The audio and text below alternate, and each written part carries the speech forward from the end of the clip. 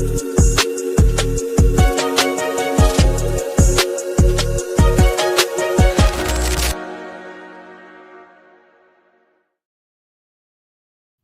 everybody, hello. We are here pretty late tonight, but the glory of God that we are here tonight. So we are excited to talk to y'all, speak to y'all about our normal je ne sais quoi, which is about atheism and how applicable it is to our world, how we understand it, and their reactions to our understanding and just conversation overall. But tonight the main focus that we have is we continue to run into the same question of proof, right? And we had a stream not too long ago, maybe what, last week, where we had atheists demand proof. Here you go. And that video got quite the comments, but trust us, we understand that through the conversation and how it flowed, we weren't able to actually get to the meat and potatoes of the conversation. But it's okay to always return back, don't you think, Malik?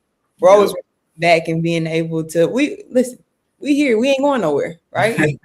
We got all the time until the Lord say it's time. So slow down, everybody.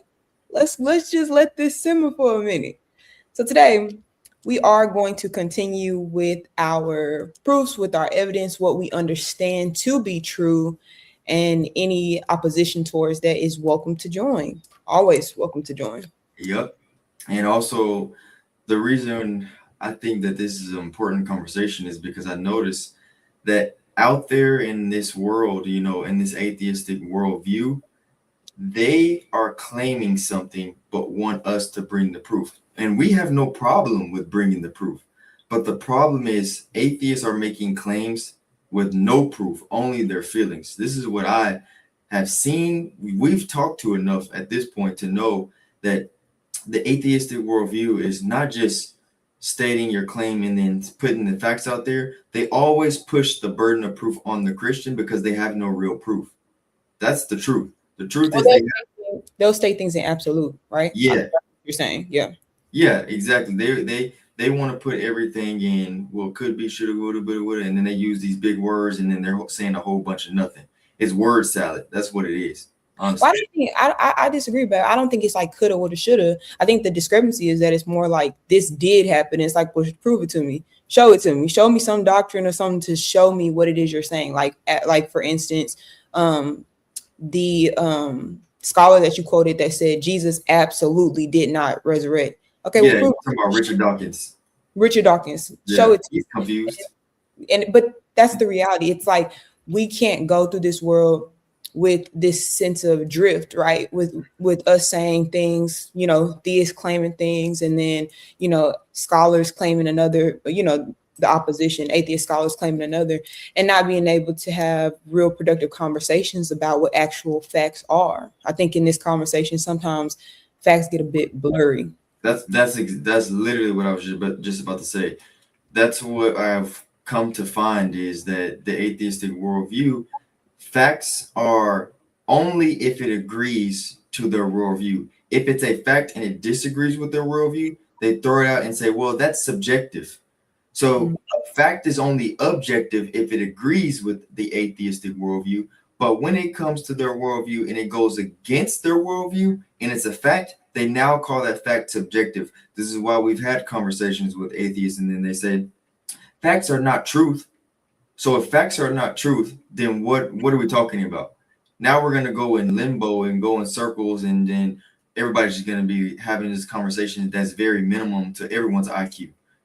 Everyone included in the conversation. So I think that it's hard sometimes to talk to atheists because they look at everything subjectively, while at the same exact time claiming that they can feel and they can abide by objective rules. And this is the confusing part for them. Not for me, because I understand objective view because we have a God, right? So we understand that things can be objective. But where they fail is they say these things are subjective if it's against atheism, and then these things are objective if it's lining up with the worldview of atheism. That's why I said, even like, for example, like Richard Dawkins, even some of their most profound scholars in their worldview, they're confused. You have Richard Dawkins stating that I don't know if Jesus ever existed, but I know for sure he did not resurrect. So one, you're saying I don't know if he existed. Then you're saying I know for sure he didn't resurrect. So you're confused in that quote because what you're stating is I don't really know. So then why don't you just say I don't really know if he didn't resurrect or not? Because you're being facetious on purpose. Then he has another quote stating Jesus was a moral teacher, a good moral teacher. This is what Richard Dawkins says. So he's saying was, meaning Richard Dawkins confirms that Jesus was a real person. But before this, he's saying Jesus couldn't have been a real person, or he doesn't know if Jesus was a real person. So even their top scholars are confused. Yeah, I think that I empathize with the atheists very much because I do understand confusion, right? None of us are above confusion. I know I seen the comment. Um, but none of us are above confusion, right? I think that the reality is the humbleness and the honesty that comes behind it. What I've seen since we've been talking to atheists, the reaction to our commentary and our discussions is that this lacks intellect and this is just sermon mumbo jumbo. This is babble. But the reality is wisdom is not rooted in an intellect, right? We love to have intellectual conversations. We can have discussions about knowledge and theories and philosophy, and that's beautiful. But the reality is the root of the conversation has to come from a place of heart posture. So sometimes when you're speaking to people, just because people know a lot of big words and terminology does not always mean that they have the wisdom that they're portraying. And this is the dilemma with atheism. A lot of times there's big words and there's theories, but still at the root of the heart is a sense of confusion and a sense of being lost and a sense of anger. And what we see is we question their beliefs. We say, well, we feel like this. And it's like, we don't care how you feel. Stop telling us how you feel. Talk about the facts, right? And then it's like they tell us how they feel. And it's like, no, you're going to Understand my worldview. accept my worldview. You're going to listen to me. And it's like almost like a temper tantrum in many elements to say we can have a progressive discussion about philosophy and theology and get to the evidence and get to the facts and get to this real progressive conversation. If every time we speak to an atheist it goes off track based on their worldview and how circular that conversation can become. So you have to understand that we are working towards, we're human beings, nowhere near perfect, ain't nobody sitting over here saying we're scholars or this or that, but what we are doing is having conversations that a lot of people are not willing to have with people that they feel can be very combative and sometimes aggressive. And I think that people feel like that about Christians too. You know what I'm saying? It can be that way, vice versa. I'm not eliminating that from an option or a possibility. But what I'm saying is when y'all are viewing this content, you have to understand that everybody's heart is in a different place. For instance, right? Jason, we had a conversation with Jason, great conversation. You could see that he was actually in a place of seeking. And that's why we asked, are you a hard atheist or are you an agnostic atheist? Because, hey, Lonnie, I just said, She was just speaking about you. good to see you, Lonnie. Glad you're here. Glad you're doing well. Bro, But we was literally just speaking about you, Lonnie. We was like, dang, we ain't seen Lonnie on here in a minute. yeah, it's always good to see people that we started with, even though we still Yeah, at the but beginning. you wanna know what's the big difference? This is the big difference. Let me show you something. This is the big difference on why things are different. The Bible tells us, Go ahead. the Bible tells us clear as day right here. Mm-hmm. Psalm 53. The wicked fool says in his heart, there is no God. They act corruptly and commit abominable injustice. There is no one who does good. So this is the difference. We are battling with corrupt mindsets. To love the people, hate the ideology. This is what we always say. The ideology of atheism is corrupt and abominable, and it serves injustice, and it creates chaos. God literally tells us. He told us from the beginning, 1,500 years ago. It's not something that where it's like, well, let's battle our worldviews. Let's do this, do that. What I'm noticing is atheists have this mindset and they don't want to leave it, and they're not open-minded. They're closed-minded to everything, but yet they want us to be open-minded to their worldview. But anytime we say anything against their worldview or challenge it, it's religion is man-made. Your God's not real. They start throwing all these other things instead of substantiating their argument and standing 10 toes in their beliefs. But I found, sorry, you can't say beliefs with them, their worldview. I find in their worldview that they have no actual foundation. And because they have no actual foundation, they always crumble because their foundation is built on glass, whereas our foundation is built on solid gold. The rock. Solid gold. The rock. That's 100% though. That's 100% true. Like I seen a comment that said, he said, now you're gonna tell me the earth was created by Big Bang. Exactly. It's it's difficult because you want to have conversation with these people and go forward in a way that is Christ-like and productive, right? That's that's the goal. Yeah. But ultimately, when coming on here night after night, you have to work through those kinks because you can get easily looped into circular conversation. And I think that circular conversation kind of like micro focuses on the world, because I think that macro focus of zooming out really gives that perception of God. So let's argue nuances, let's argue language, let's argue definitions, let's do that, because that makes us feel like we have control over these micro things.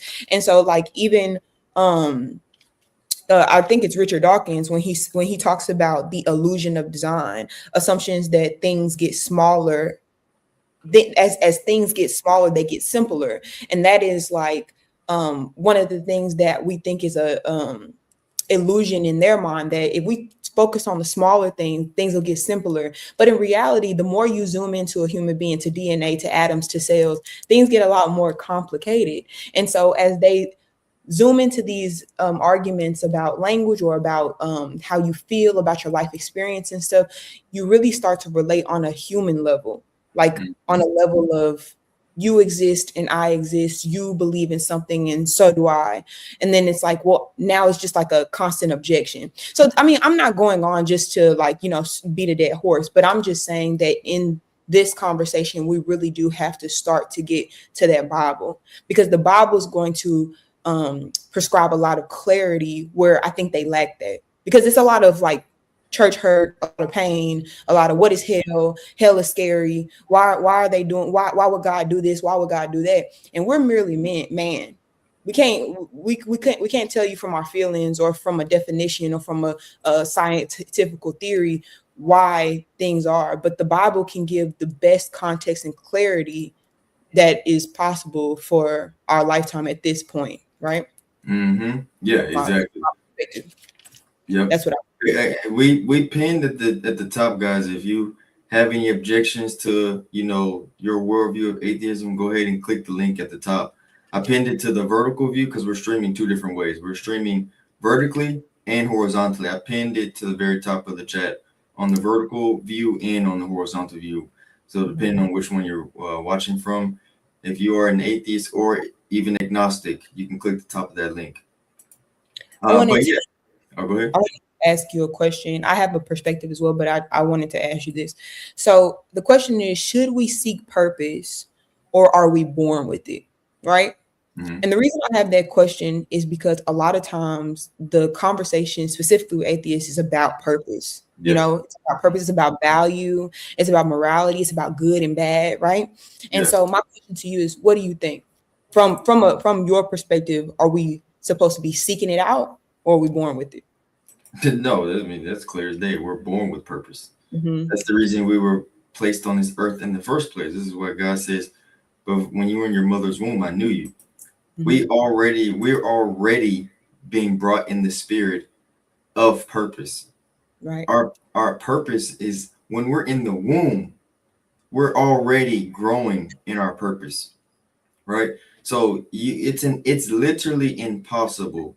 If there is no God, nobody has a purpose. Nobody. Mhm. Because God is telling you from birth, when you took your first breath, you were already born with purpose. This is how you know already. You could take a 2-year old who doesn't have speech yet, or a 1-year old that doesn't have speech yet.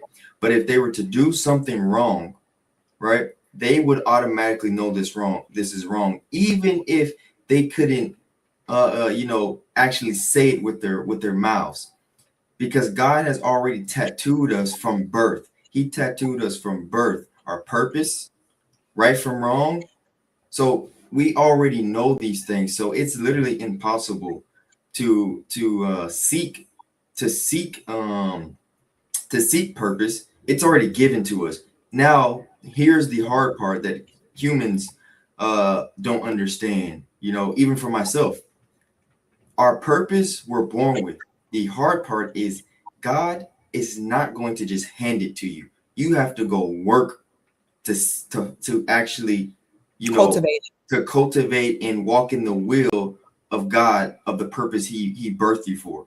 So that's where they misunderstand. They think seeking your purpose means, you go find your own purpose. No, God birthed you with a purpose, right? Now it's up to you to take the talents He gave you, right?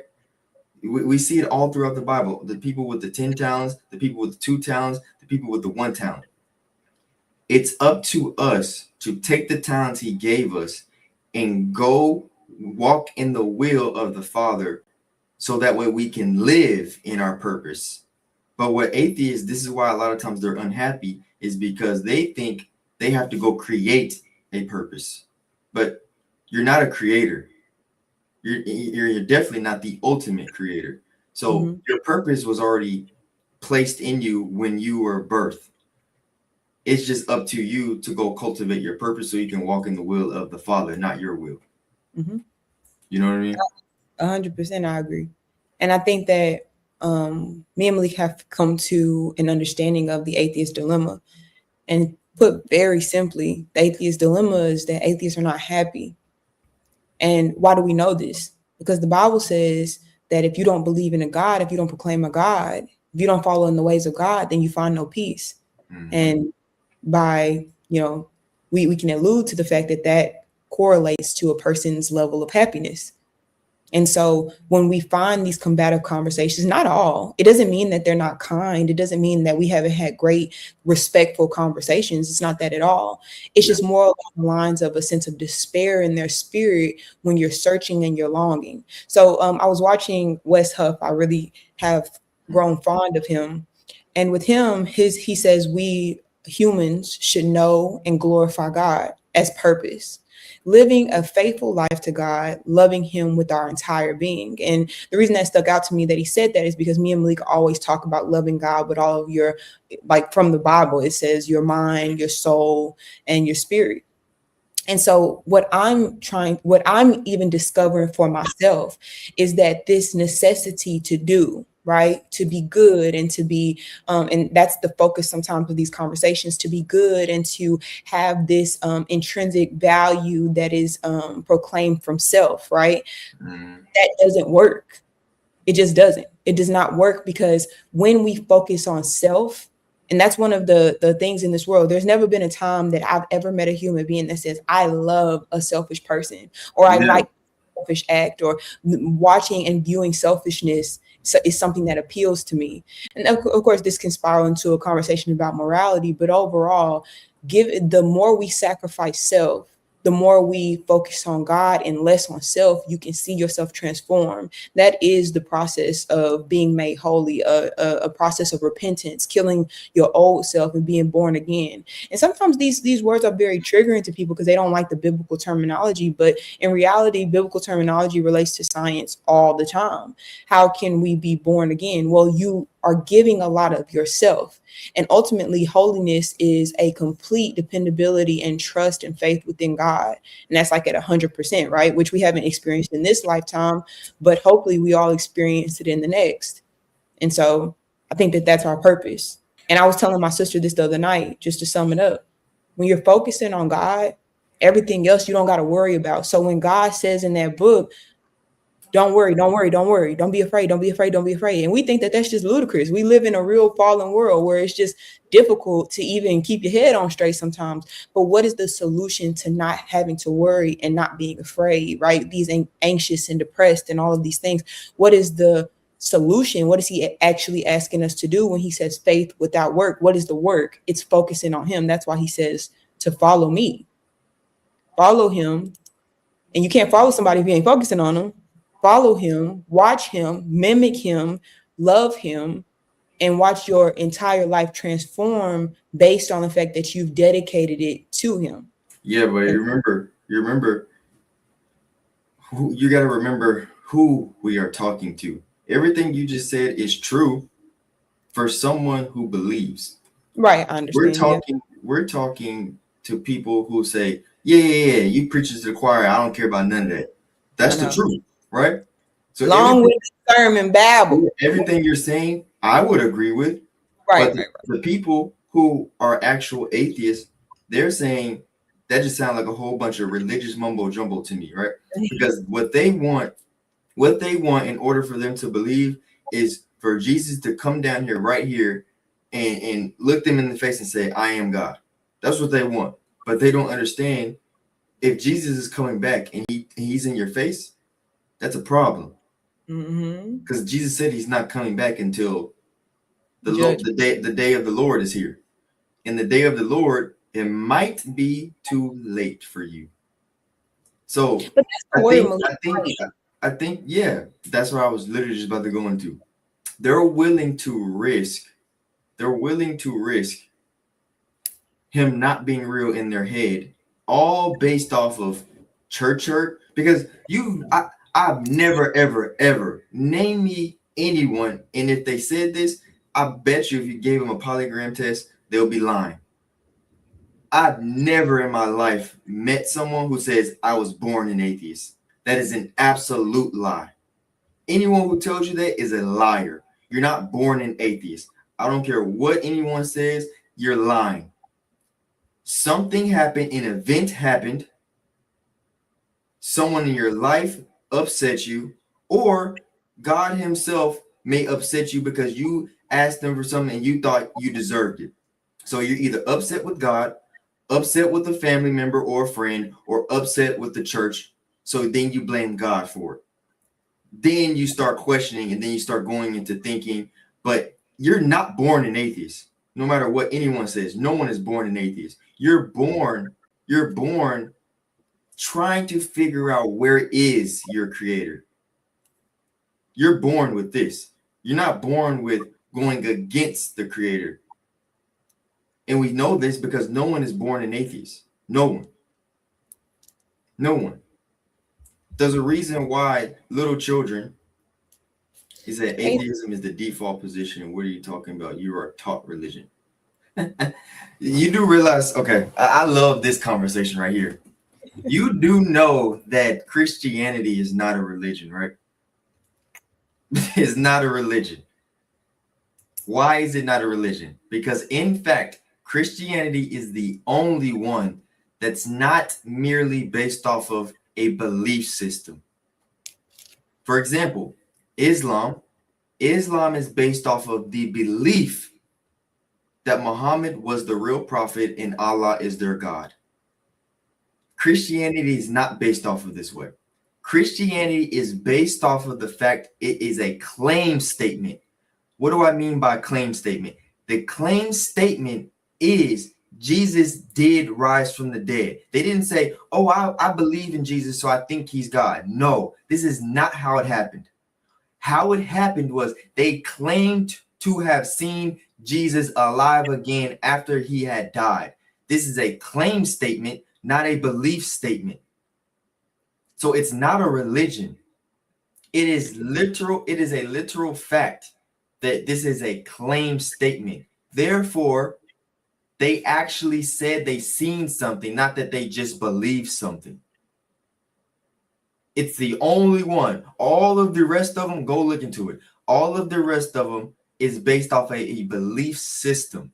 Christianity is the only one that's based off of a claim statement. I seen Jesus risen from the dead, so much so that they were willing to be beheaded for it.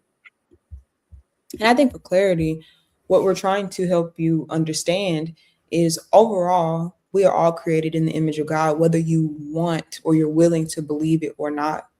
And with that, we're trying to explain to you that there is an imprinting, an understanding amongst all of humanity that connects us in a transcendent way that leaves out the black and white questions into this gray area where we have to ask further questions. And so I think with atheism, it gives a very black and white understanding of the world. Whether you want to put a lot of divinity into it, you want to put a lot of intellect and words and, descriptions as to what you believe, and that's fine. I think the expansion of it and the articulation of your worldview is fine. That's what you want to believe in. But the reality is, no matter how much articulation you put into it, it still comes down to a foolish worldview because we understand transcendence past what we can see. Yep. And even if you say that's not true, there's nothing beyond this life. There's nothing after this. There's nothing more to us than just material, flesh and impulses. That's fine. Yeah, exactly. But it's just not true. Yeah, Right? if you're just a bunch of matter, why do you care to be alive? Because there's nothing for you after this life. There's nothing in your worldview after this life. So what's the point of living if there's no purpose to your life, there's no value to your life, and there's nothing for you after this life? That's a pointless, purposeless life. He says, are we meant to disprove all gods or just your God? Just Jesus Christ, because all the other ones, they're not real. They're false gods that don't exist.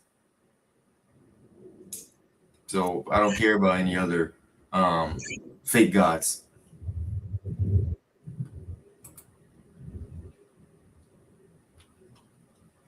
Let's see. Yeah. How do we know? This is a good question. How do you know that we're created in the image of God? Someone taught you that, right? You didn't come out of the womb believing that, right? Wrong. This is not true. The thing about it is, okay. I'm not gonna talk. I'm gonna speak it straight tonight. The reality is, but prior to Christianity, even in the Old Testament, when there was just God, when the conceptualization was just God, which was a very intelligent move on God's end to be able to just introduce this perceptualization, to just be able to wrap your mind around a higher power and then providing the clarity of Christ. We understand that there's a necessity, a want, a longing for value, purpose, understanding, right? Whether you correlate that to God through your own logic, that is your prerogative. But the reality is, I think that majority of people who believe in God, who understand God, understand that since we have the ability to logically think, we've been able to say there has to be more purpose than what I can see on paper. There has to be something that transcends human beings past what we see in creatures, in animals, in anything else that exists in this world. We have a consciousness that's separate from our body. We have abilities to do things, create things, understand things in a different way. Like, for instance, if you train a gorilla to paint the Mona Lisa, would he be able to stand back and look at it and perceptualize it just like Leonardo da Vinci? No, you wouldn't. Be able to actually look at what he's really seen, what he really painted. No, he was just doing something to, to paint it. He was instructed to paint it, so that's all he did. But he can't because we're not actually. robots. Yeah, we're not robots, and so if you don't accept that as something supernatural or higher than self, that's fine. But the reality is, that's the hard questions. These philosophical questions are things that need answers. Have we found answers to it from a perspective of absolute? No, but the discussion of it, and the understanding, and the belief amongst human beings should be able to be expressed and be able to progress in a way to where we can find new conclusions. But when you say, oh, there is no God, there is none, you have to see that you're sounding foolish because you're speaking in an absolute. Mm-hmm. Looks like we got a guest. All right. Name is SOS. Let me see if your mic is working. Let's check your mic, SOS. Hello. Can you hear us? Yeah. Yeah, I hear you. Can you hear me? Yeah, you sound a little muffled. Hold on.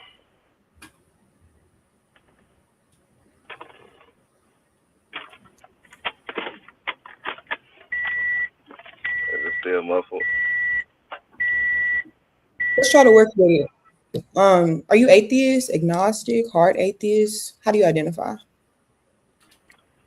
I would say more agnostic, Okay. Agnostic. Agnostic. Okay.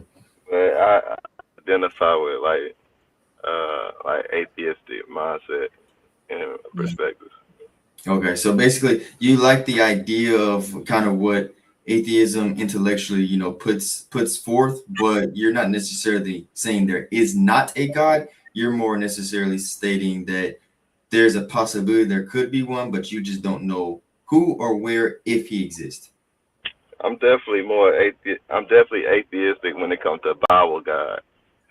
I don't think that Bible God is the Well, true Jesus. God. Yeah. Jesus. Okay. Were you ever religious? Yeah, I grew up in a church. Like my mom took us to Sunday school like every Sunday and all that good stuff. Like I'm from the South, so Mm-hmm. I grew up in the Bible Belt, so yeah, it's part of our culture. So briefly, when you decided to reject God, what was it? What happened? Very briefly. Don't put all your business Uh, out there. I mean, I wouldn't put it like that. Like I decided to reject God. It's more that I just did research on the Bible and on religions and history and Christianity and just science, everything, and it kind of all came together and kind of opened my eyes to you know a different perspective. Go ahead, Malik. Okay, so you said it opened your eyes to a different perspective. Yeah. So there was something about because you said you were a Christian before, right? You say what again? You said you were a Christian before, right? Yeah, I was definitely. I mean, yeah, I was definitely a Christian. I was brought up a Christian since I was a kid. So Yeah. Okay. yeah, I wouldn't say it was my choice. It was like something that I was brought up into. Yeah. So my thing is, what about the atheistic worldview that appealed to you more than than Jesus Christ? Because that's ultimately what Well, it is. It's something that appealed to you more here than so here. So it made you question here and leaned you over here. well, it's just learning about history. For one thing, learning about history and Like the like the historical perspective versus like uh the timeline that the Bible was on, and then just learning about uh different contradictions that's in the Bible, learning about the history of how the Bible was put together, and learning about different esoteric teachings, and then once you start learning different things, you're able to kind of see outside of the box. okay, so did you learn like when the Bible was written? For example, like the New Testament. Did you learn like when the Gospels were written? Yeah, yeah, I've Yeah. studied that. So when do you think the Gospels were written?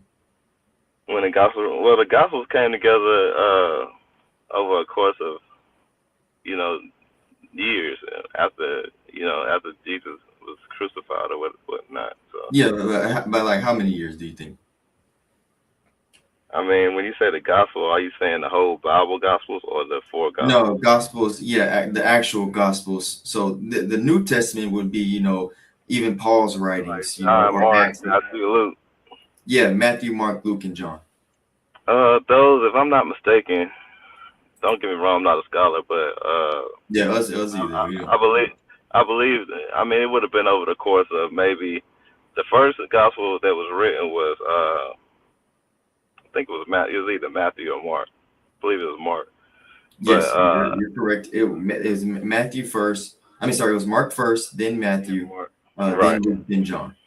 Right. Yes, And that is so, correct. I mean, yeah, those happened over a course of, at least decades. So, I mean, it wasn't like they was like just written back to back, but it was When you different say on decade, duration. you could say a decade is 10 years. You can say a decade is 20 years. You can say a Well, decade is. decade, I said decades plural. So, I mean, like 20, 30, 40 years.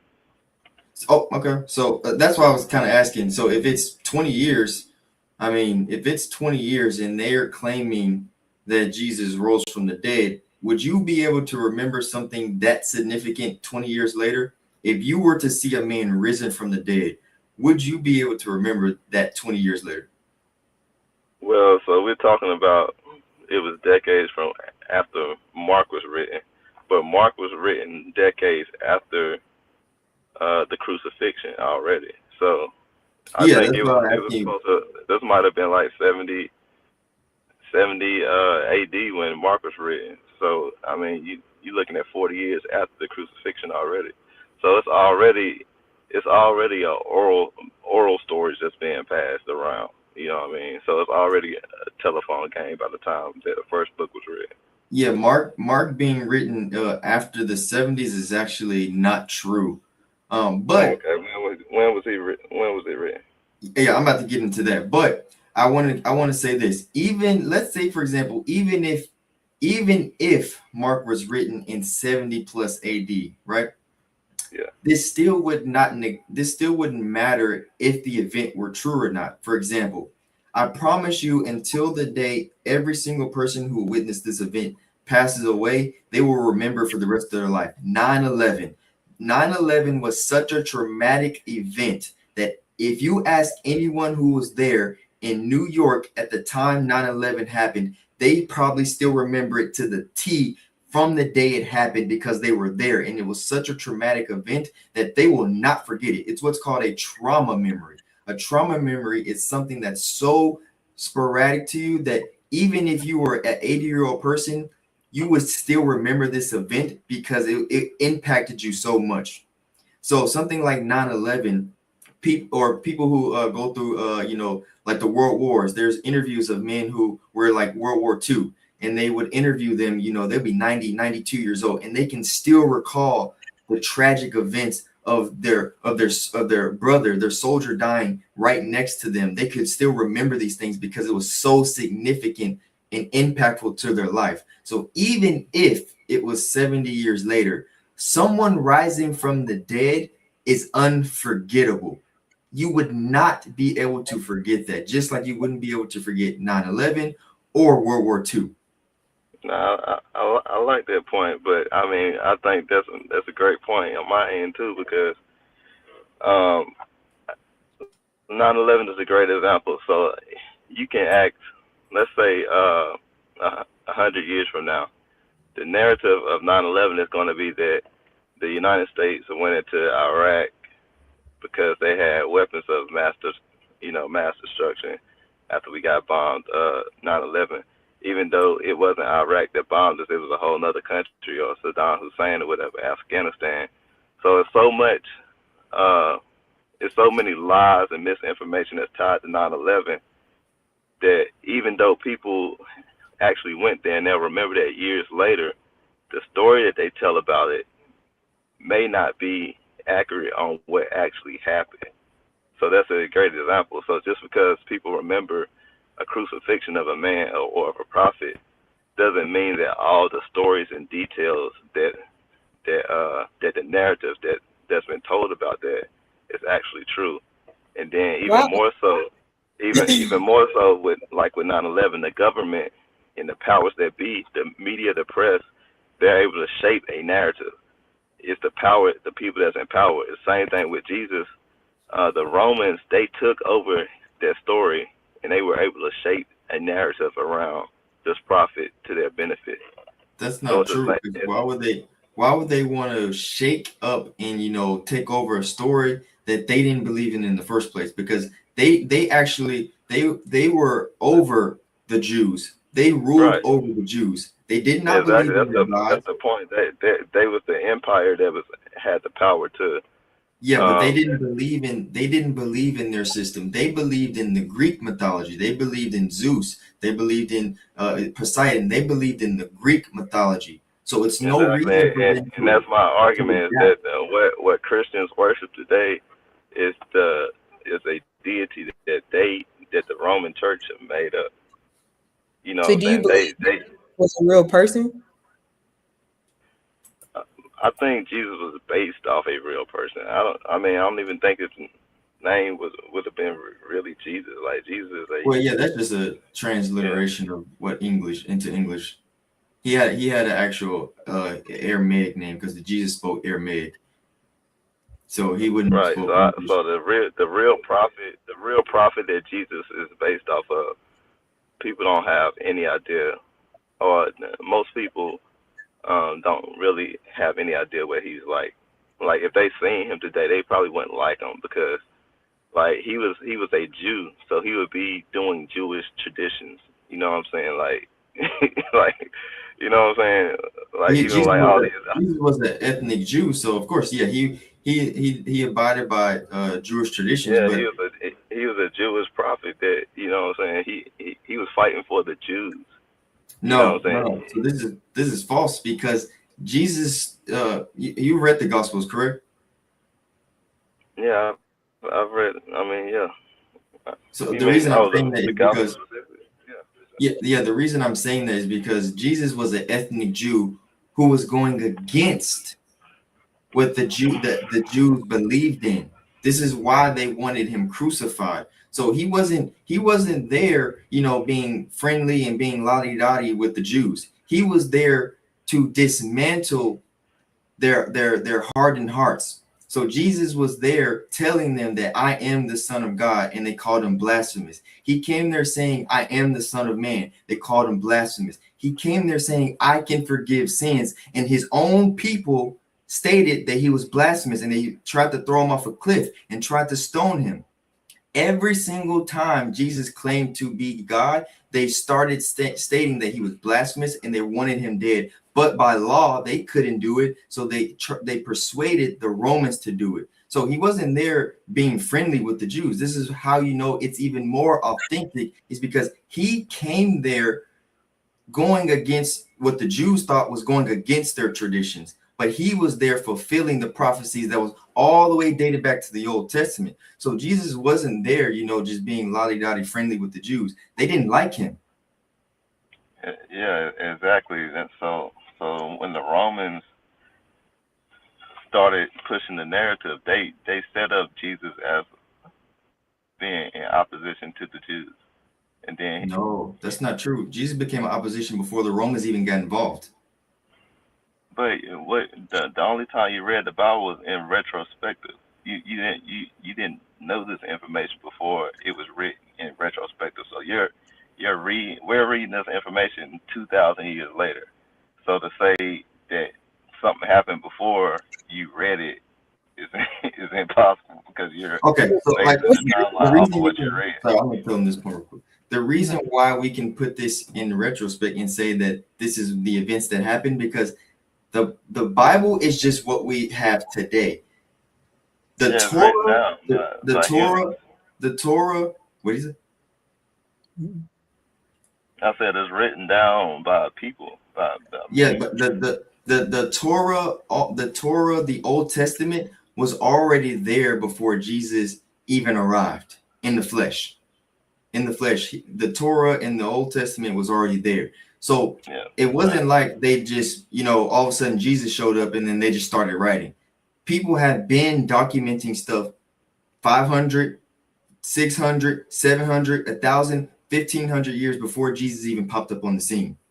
Right. So they being prophesied that a messianic figure would come and free the Jews from captivity and bring in, No, you not from know, captivity, from their sins. from the yeah, I don't know about it. Yeah, he wasn't freeing them from captivity because he said I the mean, people. saying freeing someone from their sins is a a metaphor to play off someone being in captivity. But No, a lot the of the reason Bible we know it's is different. like The that. reason It's like they But the reason make we know it's metaphors different off is of. because Jesus states two different things with those. He's stating, I'm here to forgive sins, but he also states that the people who follow him will end up in prison or end up persecuted. So clearly, Jesus knows the difference between forgiving sins and persecuting and going to jail in his name. He states this. So he knows the difference, what he's stating when he's saying, I'm here to forgive sins and to help you get away to eternal life, versus when you follow me, you're going to have to pick up your cross and you're going to go to jail for it. You're going to be beheaded for it. You're going to be persecuted for it. You're going to be hated for it, just like they hate me. So he knows the difference. Because he was a rebel. He was a rebel figure in ancient Jewish and Greco-Roman culture. So yeah, he was because the priestly class of the Jews, don't people got to understand, they were tied in with the Romans, because they were getting benefits. This is political too. So Basically, where yeah, are you getting that information from? I mean, just history. From where? History. Just learning about Jewish culture and the Yes, rabbi, the priest and the king. The priest. You had the priest and the king. The priest and the king have always been hand in hand. That's why when we founded America, one of the first things that the Puritans did was establish the separation of church and state, because that always led to corruption when you had the priest and the king working hand in hand. Good, man. You can jump in. Sorry, I zoned out a bit. Sorry, Well, he was. sorry to get out. I know I kind of. No, it's okay. I wanted to home back to the topic.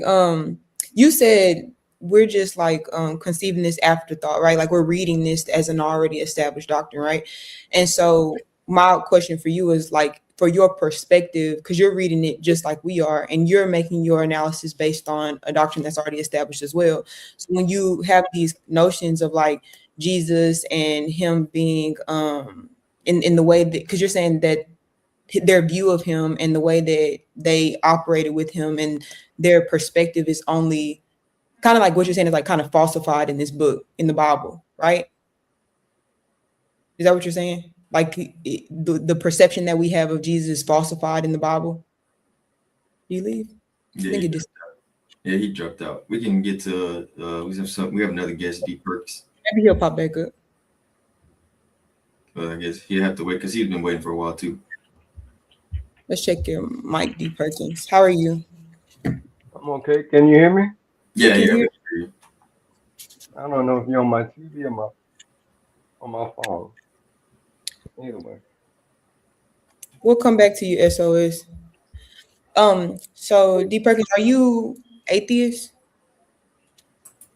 I'm an agnostic atheist. or agnostic? Have you always been agnostic, or were you religious at some point? I was religious. I grew up in a small town where everybody went to the same church in northern Louisiana. And from there, I moved to New Orleans. Grew up in New Orleans. Okay, and Started.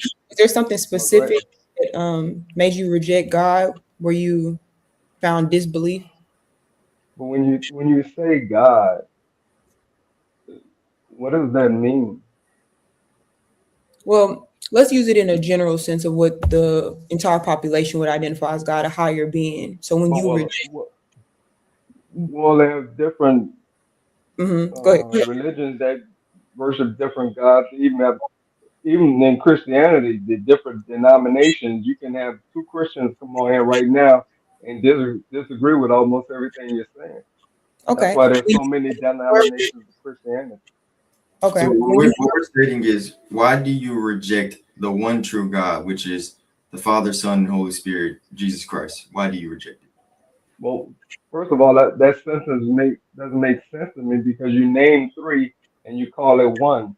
I was taught early on that 1 + 1 + 1 is 3. Yeah, but before I get into the Trinity, the Trinity is something for after we've already established what Well, God. but you asked me that question, and I was trying to tell you the question didn't make sense. Why do you reject Christ? So you mean Christ or Yahweh? They're the same. But why do you reject Jesus Christ? So you think they're the same? I don't think I know. One question. When you were you said that you were religious prior to being atheist. What did you believe in? What God did you believe in? When I was young, well, I've followed my parents and my family to church, and I had questions, even the questions I had then. Uh, the pastor couldn't answer, or Sunday school, they would say, "Well, you have to lean not on your own understanding." They would give me some Bible verse to shut me down. But as I grew up and technology came about, now information is right at the tap of a button. And Mhm. I've watched many religious debates. Um, I watch apologetics, and I never see where apologists come out on top in my eyes. Their argument just doesn't make sense. There's a lot of assertions and fallacies. Okay. But when you were in the church and you were asking these questions, it was Jesus that you believed in at that time. The God that you're questioning is Christ. Is this right? My grandmother had a picture of blonde hair, blue eyed Jesus on the Mhm. wall with Martin Okay. Luther King and John Kennedy. I'm gonna take that as a yes. So when you decided to stop believing in Christ, was it because of your research? Was it something that happened? Was it something that was taught at your church? What was it that you started to transition from belief to disbelief? I started to gain knowledge, and I found out that Christ is not a name; it's a title. And that person, if it's based on a real person, his name wasn't Jesus because there was no J at that time. So was the translations the things that bothered you about that? Like translating his name from Jesus and articulating that with the exchange of Yahweh, like that being something that is correlated to equal. Was that was bothersome to you? Um, it just didn't make sense. I, I've all the questions you were asking the other guy. Yes, I've read the Gospels, and Mark was written first, and then Mark was added, and no one knows who added it. No one actually knows who wrote the Gospels. They're anonymous. Okay. Yeah. So, So is that the question? If you could sum up one of your major questions when it comes to Christ, what would it be? it sounds like mythology to me. Hmm. In what aspect? No, I don't mean any disrespect. No disrespect taken. I don't even disrespect anyone's belief, but No, we don't answers to take we me. don't take this personal, or we don't take it heart to heart. Like, we don't get But angry. you're We're my here. brother and sister. I love you. You're entitled to your belief. You can speak Yeah, freely. Go ahead. 100%. But I don't believe our slave owners would have given us anything that was worth anything. I think when they dropped the shackles off us, they gave us the Bible. Hmm. Where'd you get where'd So you receive that information that the Bible was given to you in slavery? What source is that? Not saying you're wrong, just wanting to be no, able to no, pull no, no, no. Uh, see. and I'm be honest with you. Everything I know, I can't quote every source, but like I say, I've read I've read many books. I've read apologist books and atheist books, The and reason I've that done my that research. I think for a lot of times, honestly, I believe that's an scapegoat to use slavery and try to pin it on God. The reason I say that is, even if slavery exists, right, which we know it existed, does that still negate the fact that God exists? No.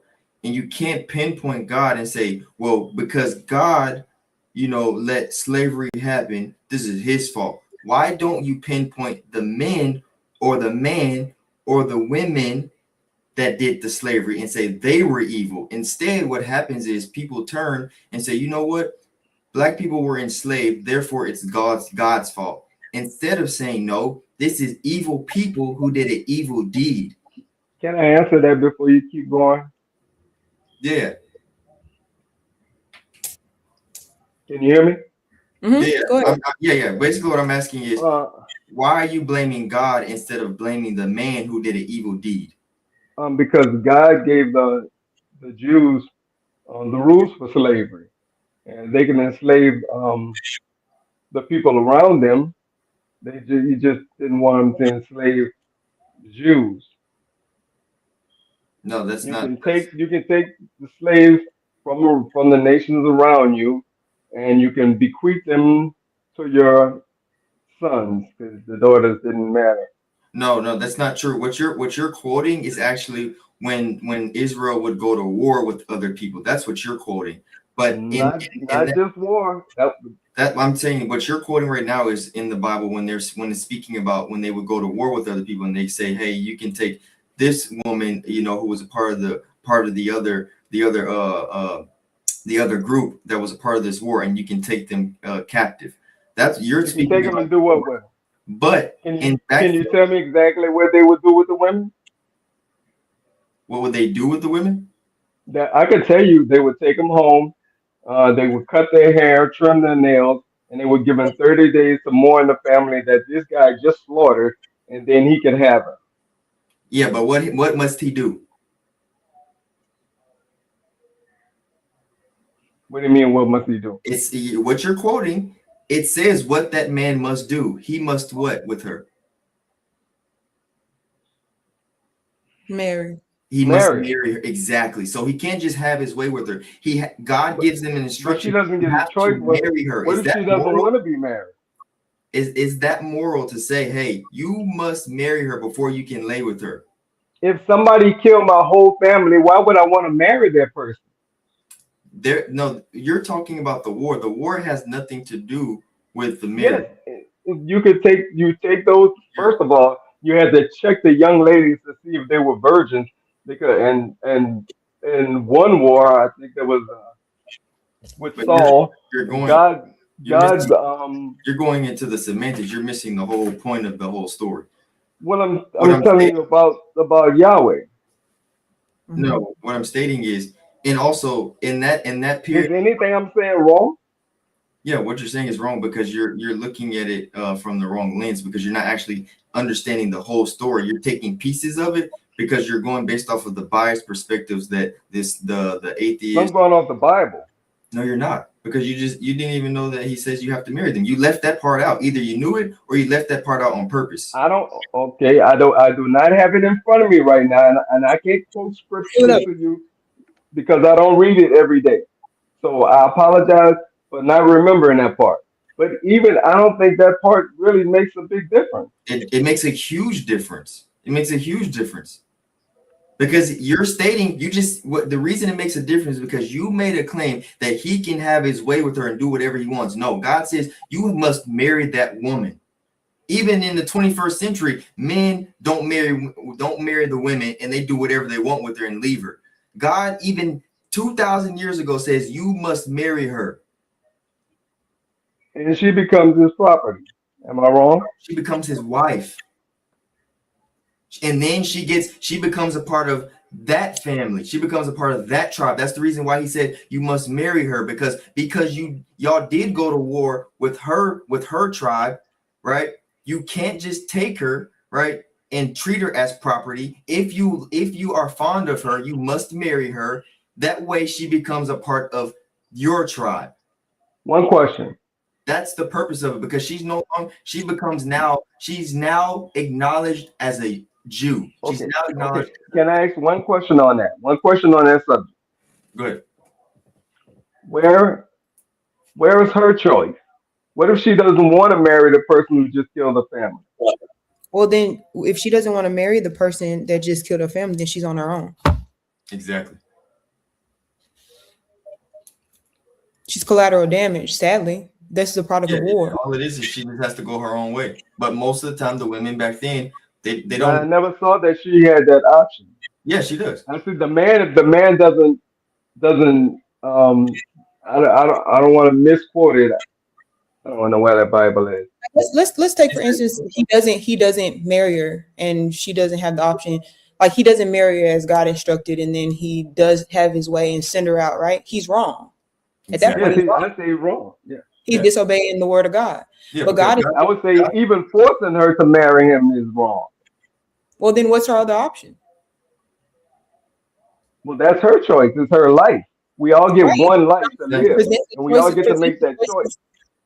Absolutely. And so present the choices because we have to remember this is ancient times. So present the choices Yeah, that she has, and what would be her best option is the question. maybe anything other than laying with the person who just murdered my family. Well, they're going to enslave her then. And then, I mean, I understand the moral perspective, but I think that she might prefer to be a part of a family and live civilized versus being enslaved. And yes, we can talk about the morality of men in this instance, but the reality is God is making the man moral in a sad time where he never created us to go to war and all these things, but these are the actions of man.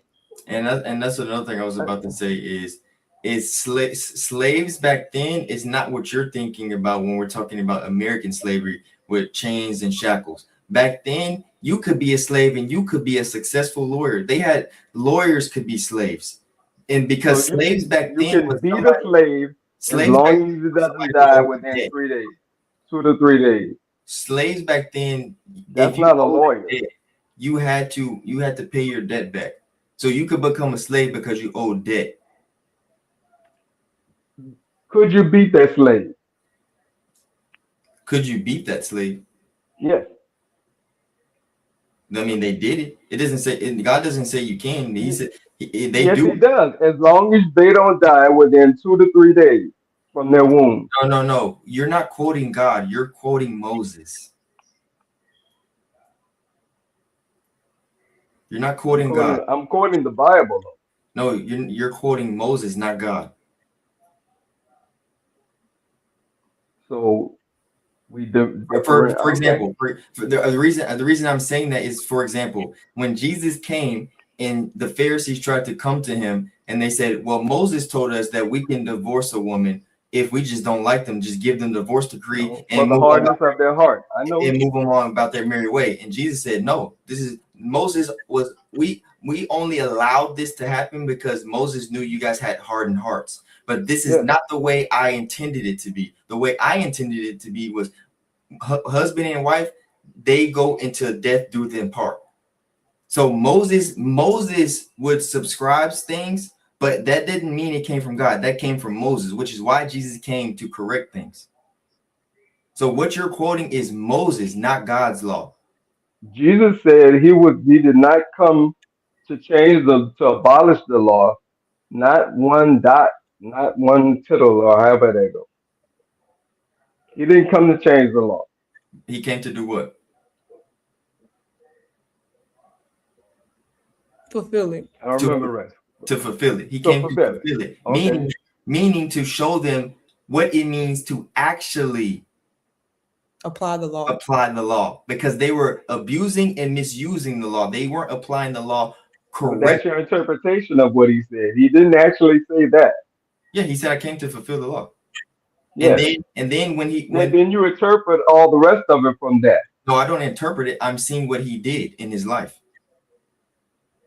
which we don't know exactly what he did in his life because we only have uh, two different birth narratives, and we have 3 years out of 33 years of his life.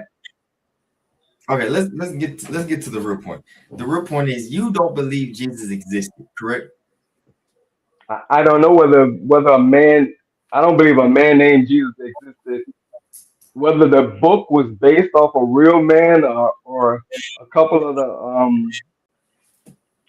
So do you the disagree? suffering prophets or messiahs, or So do I you don't know. disagree? Do you disagree with the top skeptical scholars, Bart Ehrman, Geert Luderman, Paula Frankenstein?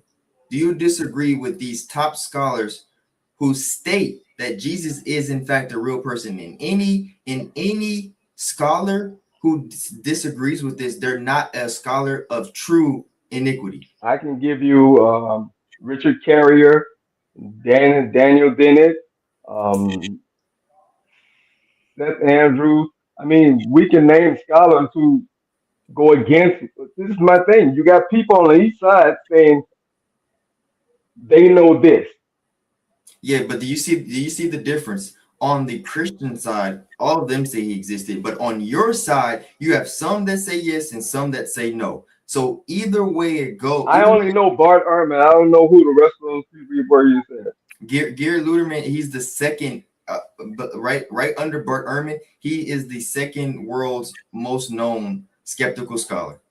Gerd Luderman, Gerd, that's his name. Gerd.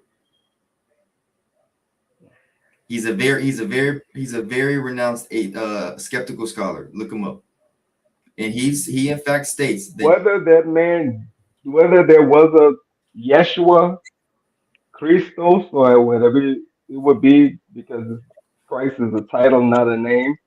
Maybe it was based off his life, but as far as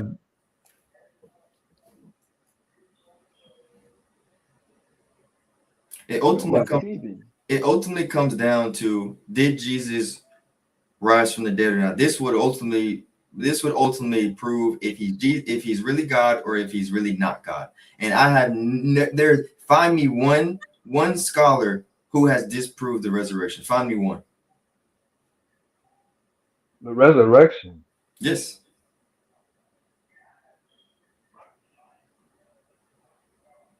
Do you know one scholar? There's so many holes in the resurrection. No, no, What no. do you believe? Which book do you believe on the resurrection? Mark, Matthew, Luke, or John? All of them. They don't contradict each other. They complement each other. Oh, so you mash it all together. Yes.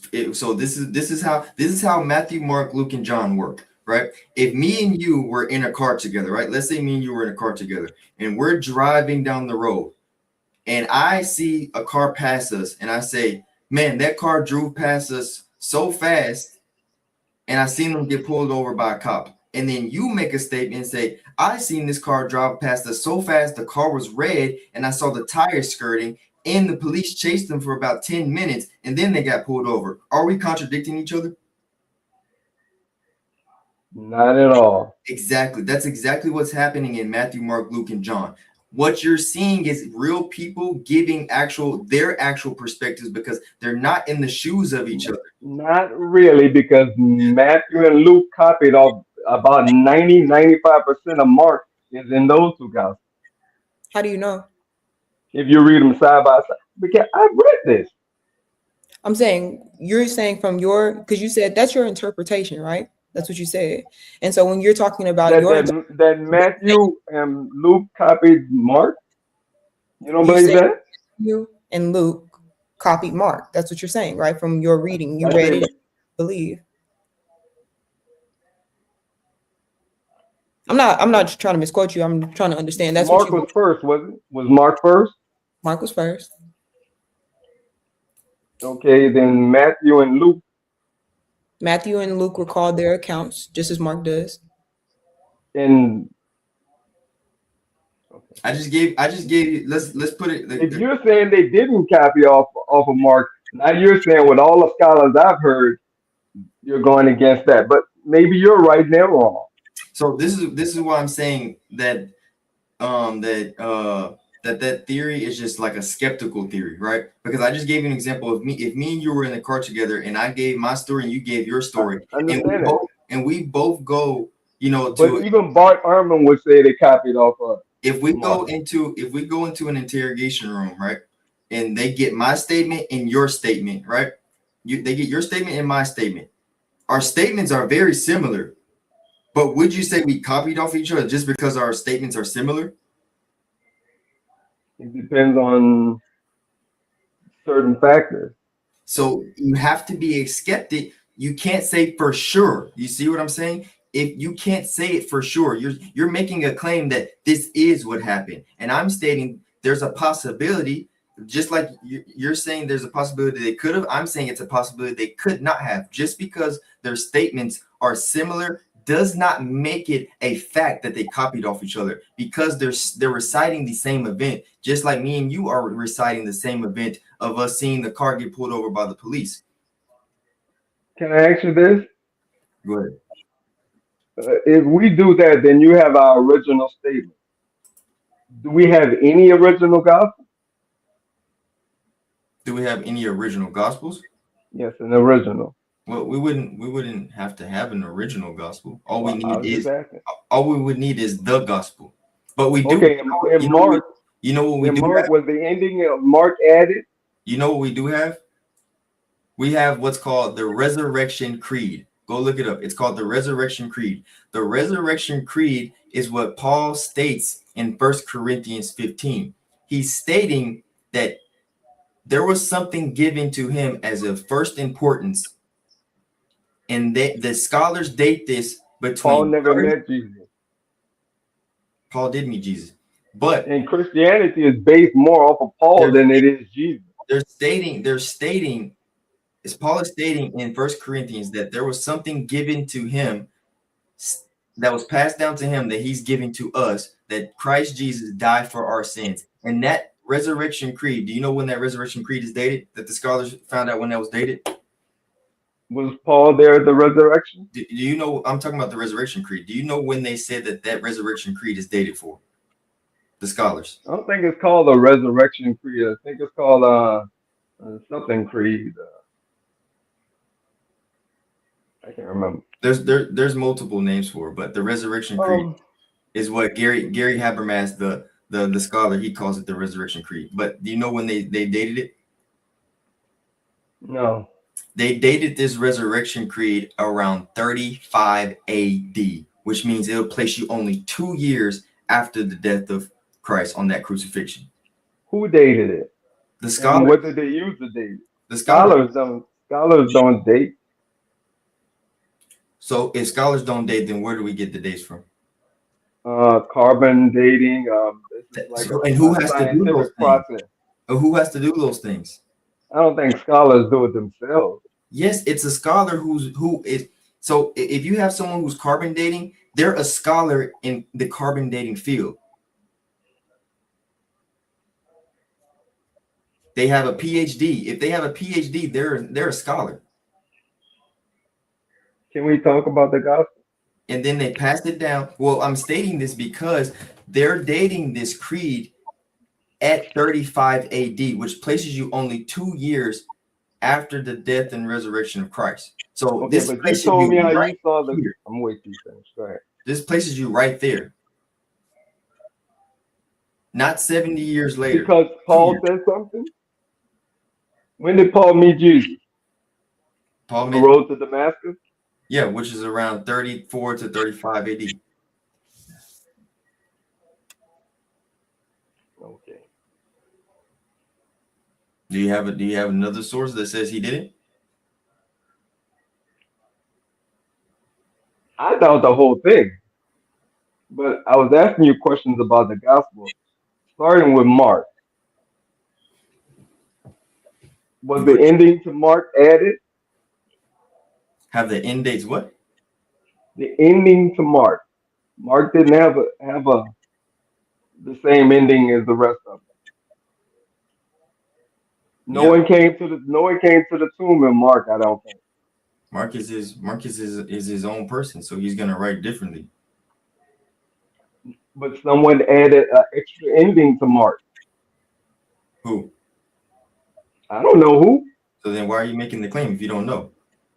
Because if someone's asking, no, hold on. You asked me a question, then you gotta let me answer. But you said I don't know. That's like me saying.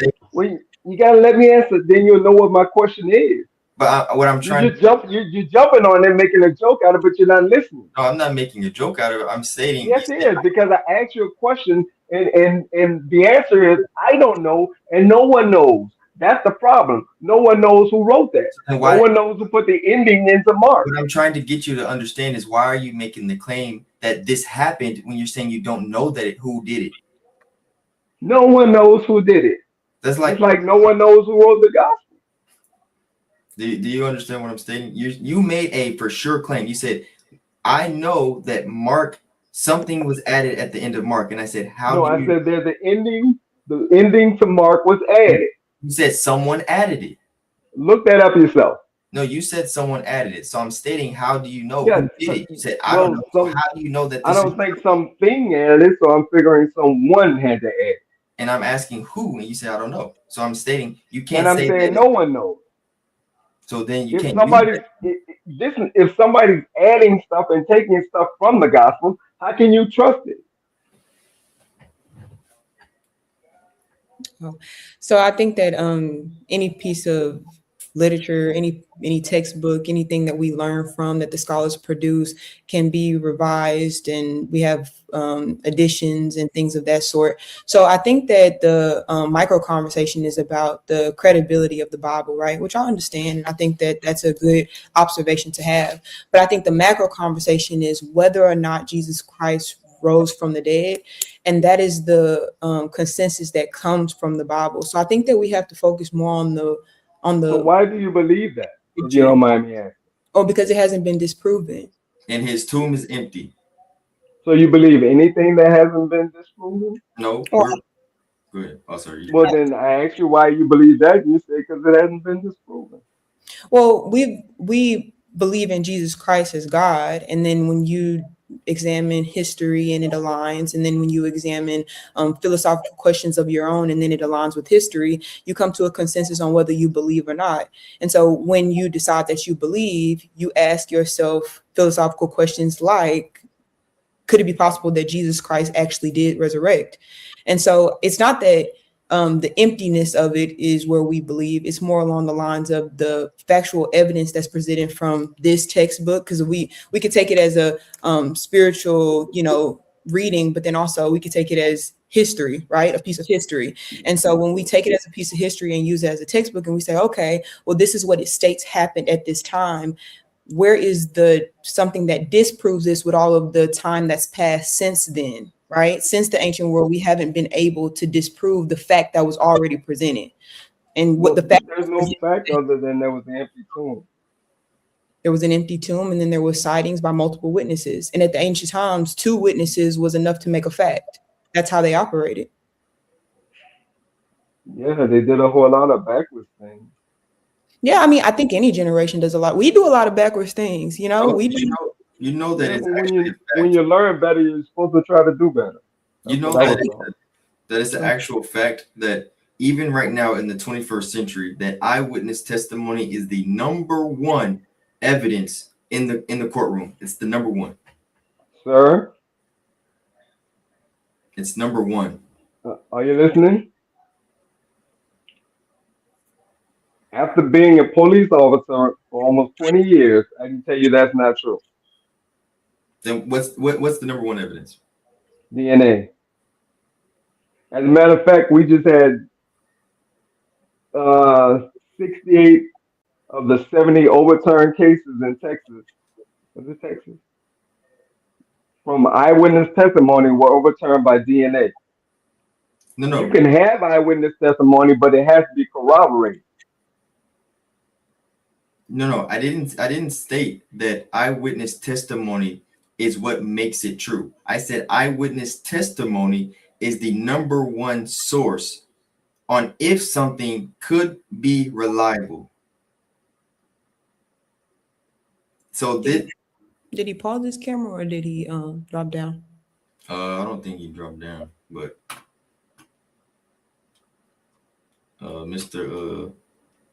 Let's give him This, a minute. I think he might have paused it. he might have went off his. He might come back up, but we'll give him a second. But regardless, okay, we can say, because I didn't know, maybe DNA. He worked as a police officer. Maybe DNA is one of the, or is the most reliable source, which we won't negate. But what we can say is whether it's DNA or whether it's eyewitnesses. In the ancient time, DNA was not available, right? These things were not available to them.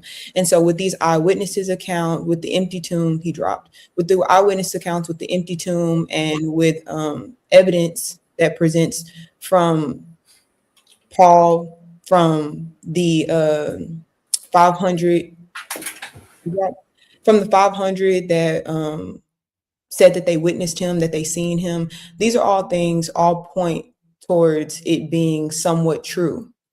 And when I say somewhat, I mean for the skeptics. Me, I've gone ahead and been able to accept it as 100% fact, because you have to place your cards where you believe. And so I believe in the facts that are presented, even if there are skeptics that can point out different nuances that, oh, this is a contradiction and this is this. That's why I say sometimes in religion and spirituality, you have to stop focusing so much on the micro. I'll give you an example. Y'all know I like analogies. Y'all know I like analogies. This is what I'll say. And this is from West. I like West, but this is what I'll say. And this is straight from him. So this is not me, but he talks about this analogy called Betsy Bonnet, right? Or Betsy Bosness. And when he's talking about her, she's a scientist of some sort. And she is examining this biological specimen. And then she goes and she exasperates all this evidence from it. And she decides whether it's this or that, and makes all these factual conclusions on this biological specimen. So then her partner Jerry walks in and she's like, Jerry, I appreciate you for this biological specimen. I've exasperated this and I've concluded this evidence, and I can make medicine to heal this. Thank you so much for this biological specimen. And then he says, Betsy, that was a rose. Did you know what that meant? Did you know? And it's basically examining that there was evidence that she seen. She knew more about the biological specimen than anybody could ever conclude, and yet she knew nothing. And so I think that what we're stating is, even though we can talk about the evidence, and I'm not saying that we shouldn't, when we say, oh, how do you know? There is a level of relationship, a level of feeling and heart and emotion that comes with your relationship with God. And so a lot of times, for me specifically, I know Malik loves evidence, but I come on here and I try to advocate for my relationship first. And it's not just because it's my relationship, but I've seen the relationship with Christ transform so many of my friends and my family, and just different testimonies and things of that sort. And that's a realism to me. It's a realism to watch people's lives transformed and their peace and their quality of life be elevated due to this relationship. And then all the evidence comes and suffices. So I think was that long-winded? We got this working on here. Let's check his mic. You can't use. Oh, go ahead and unmute this working. Let's check your mic. How are you? Can you hear me? Yes, we can hear you. How are you doing? Oh, pretty good, pretty good. What do you go by? What's your name? Or do you want me to call you this working? Jeff's good. What'd you say? Jeff. Okay. Jeff, are you atheist? Yeah. Are you agnostic, hard atheist? How do you identify? Agnostic, probably. Okay. And have you always been atheist, or were you once a believer? I was a believer for a bit. Till about 12 years old, I kind of believed in Jesus and stuff. And then I heard things, and then I kind of went into the spiritual way. What were those things, very briefly? What were those things that you heard?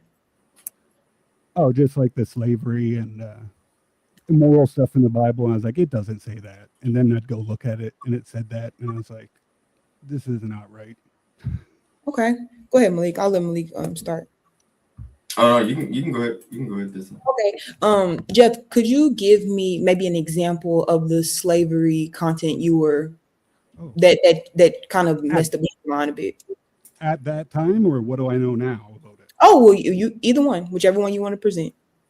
Oh, well, there's slavery, there's indentured servitude, and then there's chattel slavery. Okay, so there's slavery in the Bible. Okay. Yeah, that God endorses. Okay, let's look into that. Do you have scripture? Yep. I just need a minute. It's a big mess over here. I got a bunch of notes, but they're all everywhere. Give me a second here.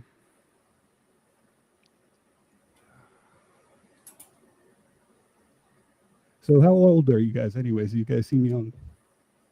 What do you think? No, I'm just kidding. I'm 29. Oh, all right. And how old are you, Malik? He I'm loves 46. his age. Oh, Jeff, you're 40 what? 46. 46. 46 young, Jeff. Come on now. You still got a whole lifeline to commit to God. I got a sort my notes here. It's I just got one big sheet and I'm just cycling. All right, here we go. So what do we need to know? Okay, we're gonna bring up scripture. Malik, you gonna bring it up? Yeah, I could bring it up. Okay. All right, let's start with Leviticus 25, 44 through 46. Is it Leviticus? Yeah. Leviticus what? 25, 44 through 46. 44. 25. Alrighty.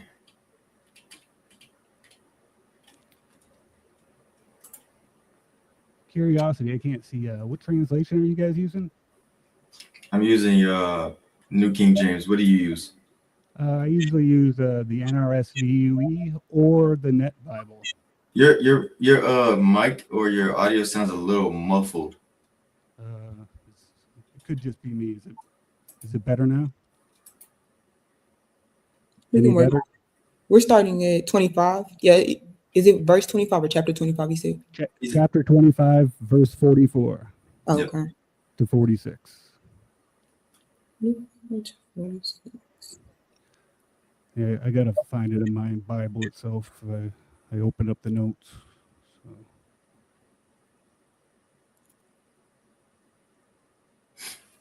Give me a second.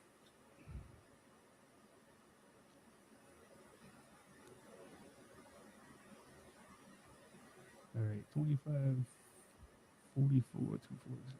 So it says, as for your male and female slaves who you may have, it is from the nations around you that you may acquire male and female slaves. You may also acquire them from among the aliens residing with you, and from their families that are with you. You have been born into the lands, and they may be your property. You may keep them as possessions for your children after you, for them to inherit as property. These you may treat as slaves, but as far as your fellow Israelites, no one shall rule over them with harshness. Who's speaking here? Probably Moses. Okay. So is this a prescriptive or a descriptive text? Well, if you go back to the beginning of chapter 25, it says, the Lord spoke to Moses on Mount Sinai, saying, speak to the people of Israel and say to them. So this is God telling Moses to tell these people this. Can I add in? Yeah, go ahead. Mind you, I'm doing my own research while you're looking in because I haven't read this one specifically with annotation. But when I'm reading it, we're talking about slavery in ancient times, which is a bit different, actually very different than slavery as we categorize it today in modern terms. That's what I was saying. You can correct me if I'm wrong, Jeff, but from what I'm reading, it says that they must not be treated as slaves. They are hired as workers, and they must be released in Jubilee. So it says that God even says you must not rule over them ruthlessly. And so this, for context this is a scholar commentary saying that this was a massive social reset. So wealth could not permanently accrue in a few families. So from what I'm getting from that is, at this time, slavery is used in a certain context because of the language, right? But regardless, it's not the same modern slavery we understand. So what do you think? Yeah, because slavery back then would be considered a servant, not an actual like how we think about American slavery. So back then it would be like workers. It would be like servants. I think you're mistaken, and I'll clear this up. Sure. So one question: the book that you're reading, your study Bible, there, what is it by chance? I have the NLT. Malik uses the New King James. Yeah, but you were reading commentary notes, so it's like some form of Blue Book Bible. Oh, all right. Bible Blue Book. All right. Well, I got a scholarly book here too, and for that verse, for 44 through 46, it says addresses permanent enslavement of foreigners. 44 through 46. Say it one more time. Addresses what? As I say, it's kind of muffled. If I talk closer, does it sound better, or should I get farther away? Muffled the closer you speak. Maybe. All right. Is this better? Is it headphones, Jeff? Pardon? Are you on headphones? Yeah. Maybe take the headphones out and try a speaker. It might be a little more clear that way. 1 second. Okay. Can you hear me? Yeah, you sound great. Okay, I Go don't ahead. know What if were you I can saying? hear you now. I'm gonna plug my thing back in. I can't hear anything. Yeah. Well, I can hear you now, but am And I you still sound a great. mess? All right. Yeah, you Yeah. sound better. All right, yeah. So my commentary note just says it addresses permanent enslavement of foreigners. It doesn't say Permanent. anything about hired servants. But if we want to talk about the hired servants, we have those later. Because if you look through more 44 or chapter 25 here, a little bit about before, let's read this here.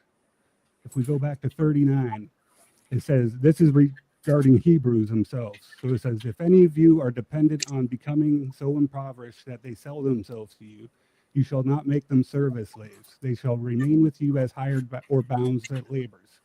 So those are Hebrews that are being treated as hired or bound slavers.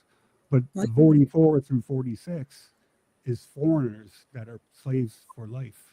Are we talking about 39 where it says if I'm just reading my translation. You can correct me from yours, but it says if one of your fellow Israelites falls into poverty and is forced to sell himself to you, do not treat him as a slave. Yeah.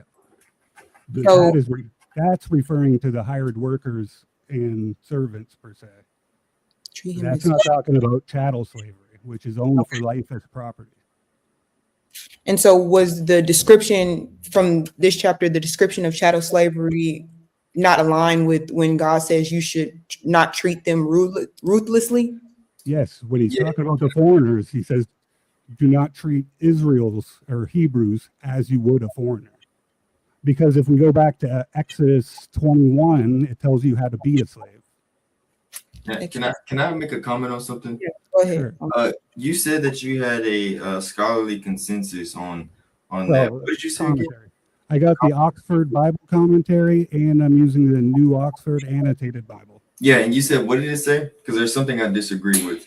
It said enslavement of or let me go back. I got to find that one again. It's the 4th edition too that I'm reading here, but where'd it go? Oh, come on. Oh, here we go. It says chapter 44 through 46 addresses permanent enslavement of foreigners. So the foreigners are not Hebrews. Yeah, that's what I'm disagreeing with. Them using the word permanent is in fact a absolute lie, because they're missing. I'm going to tell you why right here. Well, They're we just read the verse. Do you know what this means right here? And they shall serve you until the year of Jubilee. They threw that part out. What does that mean? Do you know? Yes, that is actually, if you continue in 47, it says, if resident aliens among you, that means basically if the foreigner that lives in your land, if a Hebrew sells himself to a foreigner, they're not treated the same way as a foreigner is by a Hebrew. They have to be released after 7 years or 6 years. So what is the year? What is the year of Jubilee? Yeah, that's after 6 or 7 years, isn't it? Or every 50 years or something? I forget. Yeah, it's a 7-year cycle. Yeah. Yes, but in the verse of 44 through 46 is specifically referring to foreigners. And in that verse, it says you can basically leave them to your children as property. They're inherited as property. They're not to be set free. It doesn't say that set free, but if you could keep on passing them down, they're not going free. Yeah, right here on the children where it says, you may take them as inheritance for your children after you, to inherit them as a possession that shall be your permanent slaves, right? Yes. That's what you're speaking about? Yes. Yeah, what is the context here? God's given the rules of owning slaves. No, the context here is specifically speaking about the children, and there's a reason it's speaking about the children. Hold on 1 second. No, that's talking about Hebrew indentured servants, hired laborers.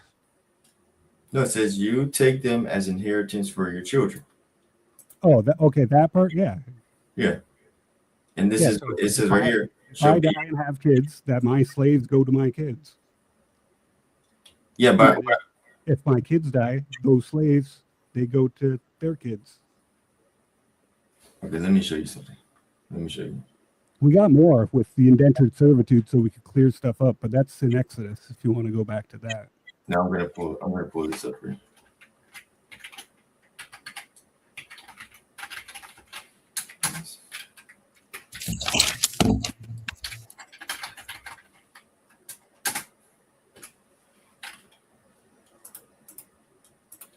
Because also in the Exodus verses, those are more about indentured servants. But in one of the verses, you could kind of trick your indentured servant to become a permanent slave.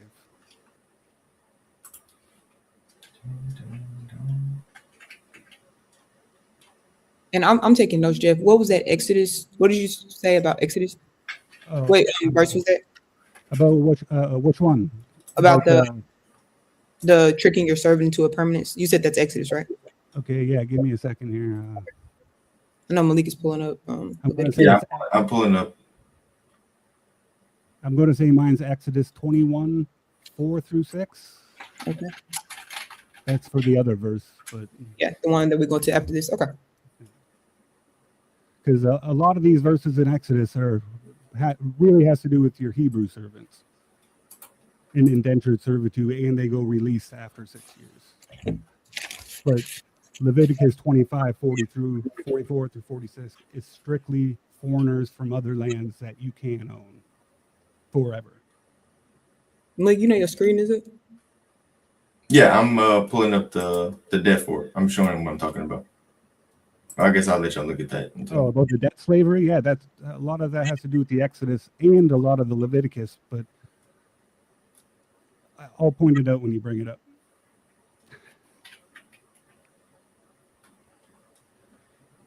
I'll try bringing up my Exodus ones here too, if I can find them.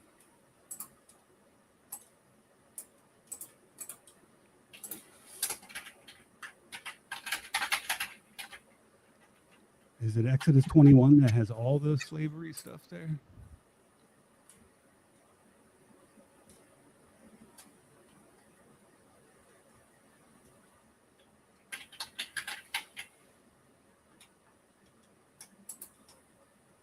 Okay, yeah, it's Exodus 21 has a lot of the indentured servitude Hebrew slave. Like Exodus 21 here, verse 2, it says, when you buy a Hebrew slave, or a male Hebrew slave, he shall serve 6 years, but in the 7th he shall go a free person without debt. If he comes in single, he shall go out single. If he comes in married, then his wife will go with him. Now here's the tricky part. So if a master gives him a wife, and she bears him sons or daughters, the wife and her children shall be her masters, and he shall go out alone. But if the slave declares that he loves his master and his wife and his children, I will not go out a free person. Then his master shall bring him before God. He shall be brought to the door of the doorpost, and his master will pierce his ear with an awl, and he shall serve him for life. So basically, he's saying is like, I have your wife and your kids, but you can go free. But if you want to stay with them, you're my slave for life. You don't get to leave after 6 years. I know Malik is pulling up some things now, but I'm trying to find what's his name website because he has the thing on here. The commentary.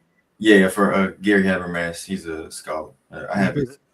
There's another issue I have with his. There's a difference between theologians and critical scholars. Correct?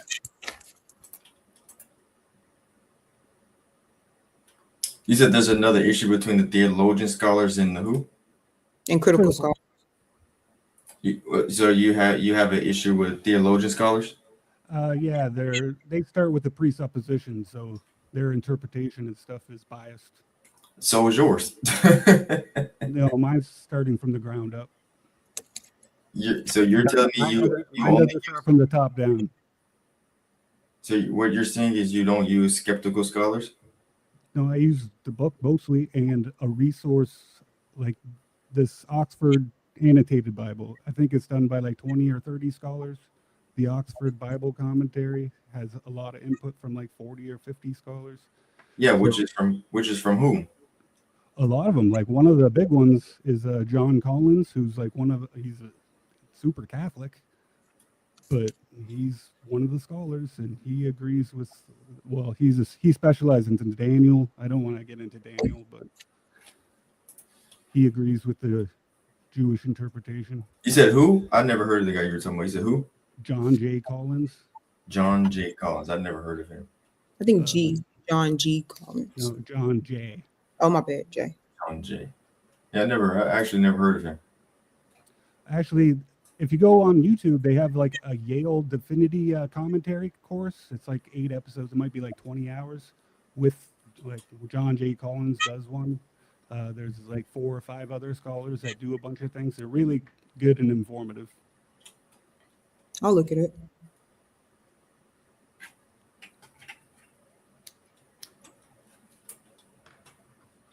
Just So yes, for clarity, that's YouTube, right? For the Yale Divinity Commentary.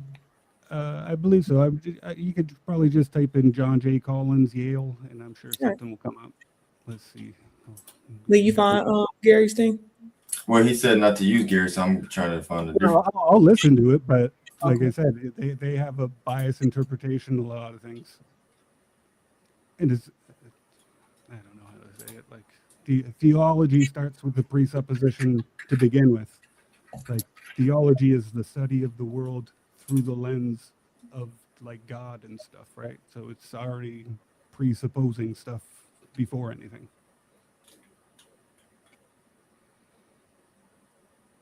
Mine starts basically from the bottom, reading it, see what is true. Okay, so this is what Gary Habermas says.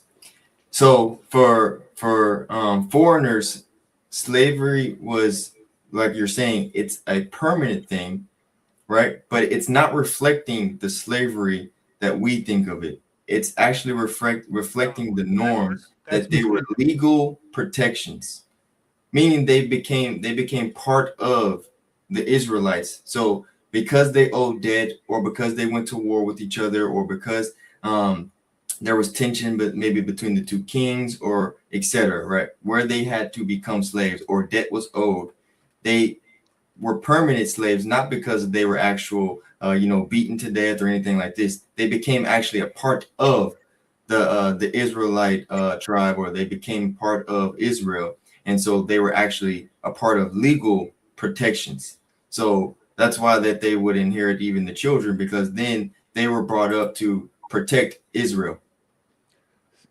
Well, first, I got a few issues with that, because it doesn't exactly say how to acquire the slaves. So technically they could have just bought these people from another nation.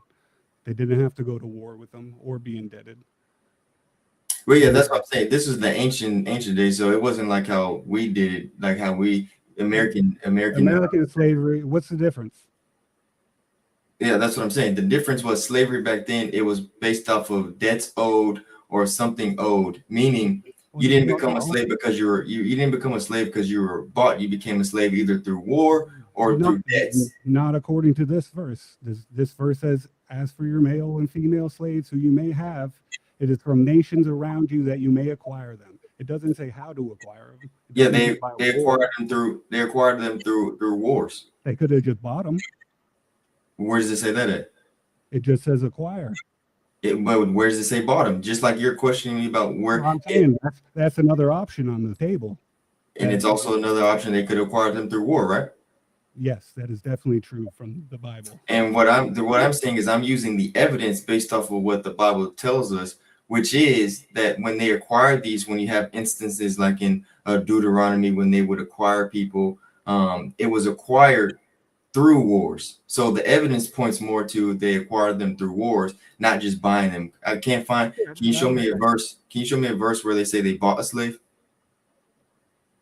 Well, yeah, Exodus 21, where it says you could sell your daughter to a slave. Or it says, when a man sells his daughter as a slave, she shall go out. She will not go out as the male slaves do.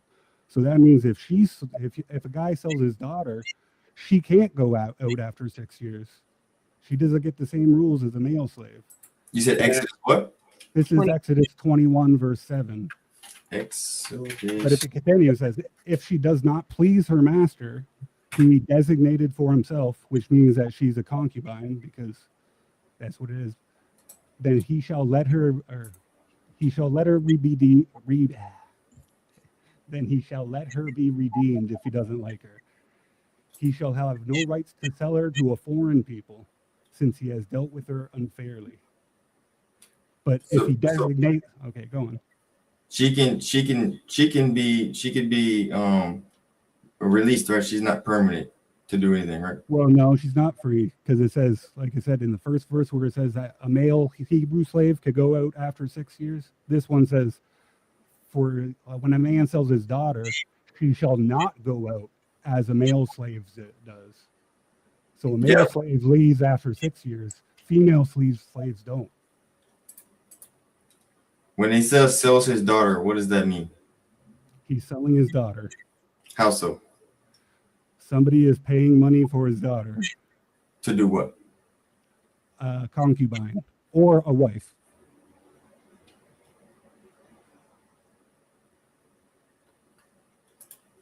Because also, like I said, if he's not pleased with her, he could, she could be redeemed. He has no right to sell her. But then he says, if he designates her for his son, so he's saying, if I bought this girl and I'm giving her to my son because my son needs a wife. So if he designate her for his son, he shall deal with her as a daughter.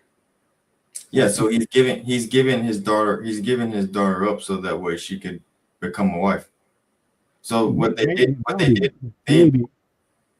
back then was they gave each other offerings. So when you gave your wife up or give your daughter up, you would give your daughter up and they would exchange something with you. Yes, dowry. I get that. Or it could be a piece of land. It could be a piece of a kingdom. It could be anything. So when it says sell, it doesn't mean like sell his daughter as a slave to become a wife or it could be a wife. It could be a concubine. It could be a servant. If he designates it for his son, it's probably going to be a wife. Exactly. So he's giving his daughter up and trusting that the man is giving her up to become his wife. Yes, sometimes. Yeah, but that's what it's implying because he's designated her for a specific person. Yes, but nonetheless, he's selling his daughter as a slave that can't leave after 6 years.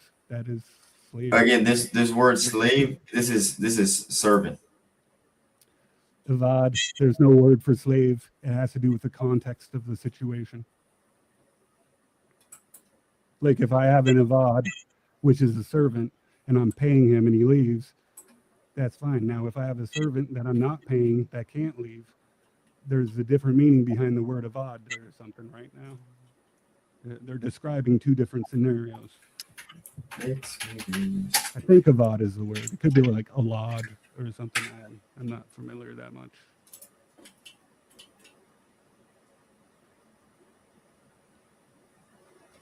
So let me show you this. If you go to Exodus is the Hebrew. When you go to this term here. Hold on 1 second. I can't see good right now. I got to bring up a bigger screen here. And so, you know, this is using the Strong's Concordance. You know that, right? Or do you know the difference between a concordance and? Yeah. But what I'm stating is, it's stated as a servant. That's the female slave. Where's the other part? Could you click on that, please?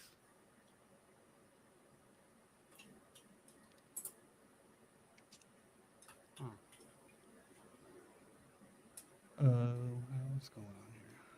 These are just the verses that see. Even in KJV, it says to be a maidservant. Yeah, but this is using a concordance. This is not a lexicon. Yeah, what I'm stating is when it's talking about a woman, the woman is always going to be a maidservant or a servant. In the context of the Hebrew, they're always referring to women as maid servants or servants, because they're not used the same way as men. Well, you're using the KJV is not a good translation. No, well, no, I'm what I'm stating is no matter which translation you use, it's always in concordance to the woman is always a maid servant. Or slave. A maid servant. How come the verse thing above it says a female slave? She is not to go.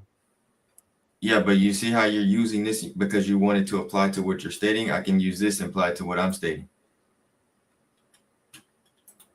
So what are you saying? I'm selling my daughter as a maid servant that she can't leave? Yeah, what I'm stating is it's Makes sense with it being, with the open-endedness of being a wife, a concubine, or a servant. So with that open-endedness, you can infer. Fair enough. Exactly.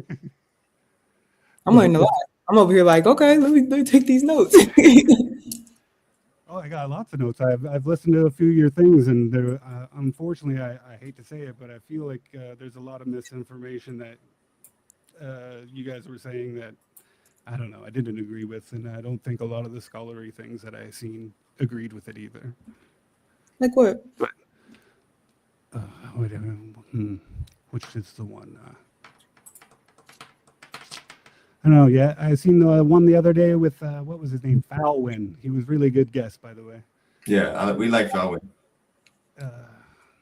Had to do with what was it again? Do you guys remember any of the topics you were talking about? It's all slipping my mind. This is like my first time doing one of these things, so I'm a little nervous.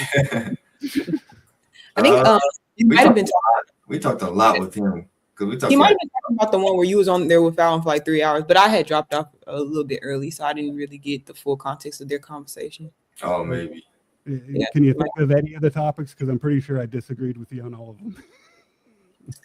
What was one of the topics you talked about with Fallon? It was like the dates of Paul and the Bible, and then I think Fallon y'all talked about evolution. Y'all talked about I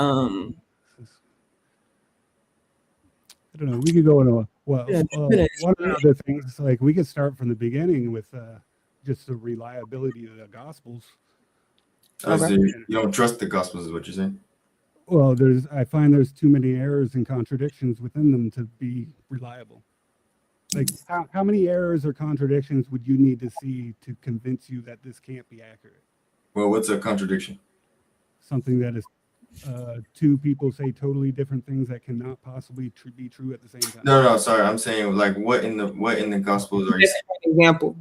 Yeah. All right, hold on one second. I'll start with Matthew, I guess, right? Since it's like the first. Well, Mark's the first one, but we'll go with Matthew here. We could just start in verse 1. Like how many errors do you want? Is it Matthew? Matthew chapter 1, not verse 1. Sorry. Yeah, Matthew chapter 1. Like from looking at things right now, I see like 4 or 5 errors just in chapter 1. Okay, go ahead. All right, okay. You know how everybody has double names, right? Like different translations of their name? No, like Saul and Paul and stuff like that.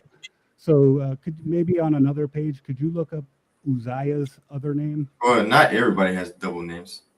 Well, fair enough, but a lot of them do. So if you look up Uzziah, he has a different name. It's like Azariah or something like that. But anyways, if you come down to verse Matthew chapter 1, verse 8, it says, "And Joram, the father of Uzziah." Now the problem with this is they're missing 3 people. Or sorry, maybe 2. It's 2 or 3 people. And we could look at that if you go to 1 Chronicles chapter 3, 11 to 12. It will tell you the names of the lineage of Joram.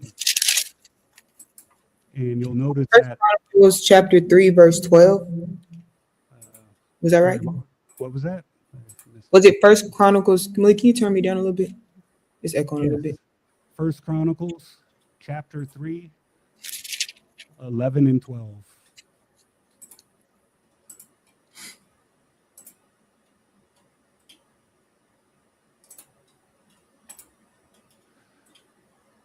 So, Mhm. so Jorah should have a son. I forget the order of the kids. It's something like Ahaziah. I can't even say these names. Joash and Amaziah. I can't even say these names. The third name is Uzziah.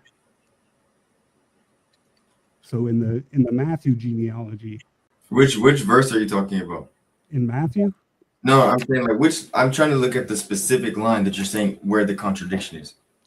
He's well, saying this is an error. This is not a contradiction so much as an error. Oh, sorry, the error. Which line are you stating? Okay, Matthew chapter 1, and it's going to be verse 8. It says, "And Asaph, the father of Jehoshaphat, and Jehoshaphat, the father of Joram, and Joram, the father of Uzziah." Joram is not the father of Uzziah. Joram is like either the grandfather or great grandfather of Uzziah. Okay, and in Chronicles you're saying where's the error in Chronicles? And no, the error is in First Chronicles chapter 3, 11, and 12. It gives the lineage of Joram. So it tells you who his kids are or stuff. So you'll see that Uzziah is not his son.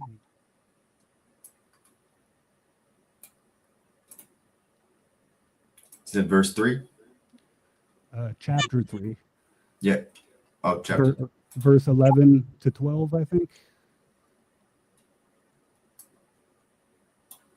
Okay, let's look at it.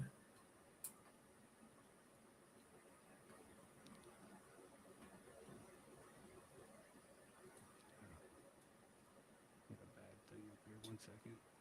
Let's see what mine says. So it says Joram, his son, I can't say these names. Ahaziah, his son. Joash, his son. Amaziah, his son. Now I think it's either Amaziah or Azariah. Okay, oh, it says the third one, Azariah. That is Uzziah. So he's 3 people away. They took out 3 fathers. But when I'm reading about the ancient text, it says Matthew does skip. It's echoing. Can you? Oh, can you see me? No, I don't see you. My camera might have died. It's okay. Can you turn me down a little bit in your room? Maybe mute me. But when I'm looking through it, it says that Matthew does skip some generations. It says that but in the ancient world, the word begot means ancestor, not necessarily immediate father. Well, that would kind of be weird because how about we hold off on that because it's all going to be addressed later. Okay. But we could all agree that Uzziah is not the son of Joram. Well, it says he begot him in the original text. So yeah, like the word begot can relate to father or ancestor. So we can agree on that. Well, like I said, if you go through all the rest of the genealogy, it's literally all from the fathers. But anyway, we'll get to it in a bit. It's near the end of the chapter. But we could go down a little more to Matthew verse 11, where it says, Josiah is the father of Jeconiah. And once again, in First Chronicles chapter 3, verse 15 and 16, the son of Josiah is Johanan, the firstborn, the secondborn, Jehoiakim, and the third, Zedekiah. And then the descendants of Jehoiakim is Jeconiah. So Josiah is not the father of Jeconiah. Jehoiakim is. Right. So when you're reading these, you're using like a specific translation. Is that correct? I guess. I mean, you're not using God, because this is what I'm saying. If we go through this entire list and we say, oh, this skipped this generation or this skipped that, but we insert the word begot to be ancestor rather than father based on closer to the original text, then wouldn't that suffice based on Matthew's recollection being like, this is the father, the ancestor, the grandfather of this person, rather than going through the entire lineage? Well, I understand what you're saying, and I know why it's saying that. At the end of this verse, Okay. it explains why this happens. But that's I'm just pointing out another mistake here. Yeah, I heard. I noted it. Go ahead. So we got the Josiah is the father of Jeconiah, but we have another issue with this. Is with Jeconiah, his lineage is cursed. For no sons of Jeconiah will sit on the throne of David, according to Jeremiah 22, chapter 30. Or chapter 22, verse 30. So Jeconiah's lineage is cursed. So anybody from Jeconiah afterwards is not allowed to be on David's throne. So that's another issue. But then we'll go to the very end part. And this is why some of these problems, well, the 3-person problems of issue. So verse 17 in Matthew. So it comes down to, so all the generations from Adam to David are 14 generations. And from David to the deportation to Babylon, 14 generations. And from deportation to Babylon to the Messiah is 14 generations. So they're coming up with the number 14 because I might be mistaken on this part, but I'm pretty sure in Hebrew they use that, like, what is it, grammatria, which has to do with numbers that relates to names and stuff. Well, David's name in grammatria comes out to 14. So in the first verse there, where Uzziah part, where they miss out 3 people, they miss the 3 people because they're trying to fit 14 in there. And then in the second part, there's 14 people in there. But the part from Jeconiah here to Jesus, you could count them yourself, there's only 13. So they even get that wrong. Okay. And then this is progressing to another point you have, right? Well, that last point about the 14 generations part, Matthew's trying to fit these things into some form of I don't know the word, grammatria, thing to make this 14, to make it seem significant. Okay. So let's just say, because I am going to research this once we get off, well, once I get some time to get on, but let's just say I think it's echoing, baby. But let's just say for the sake of this argument, because we'll get off here soon, that Matthew is making errors, right? Let's just say for that sake. All right, we'll say errors. Okay, Matthew's making errors.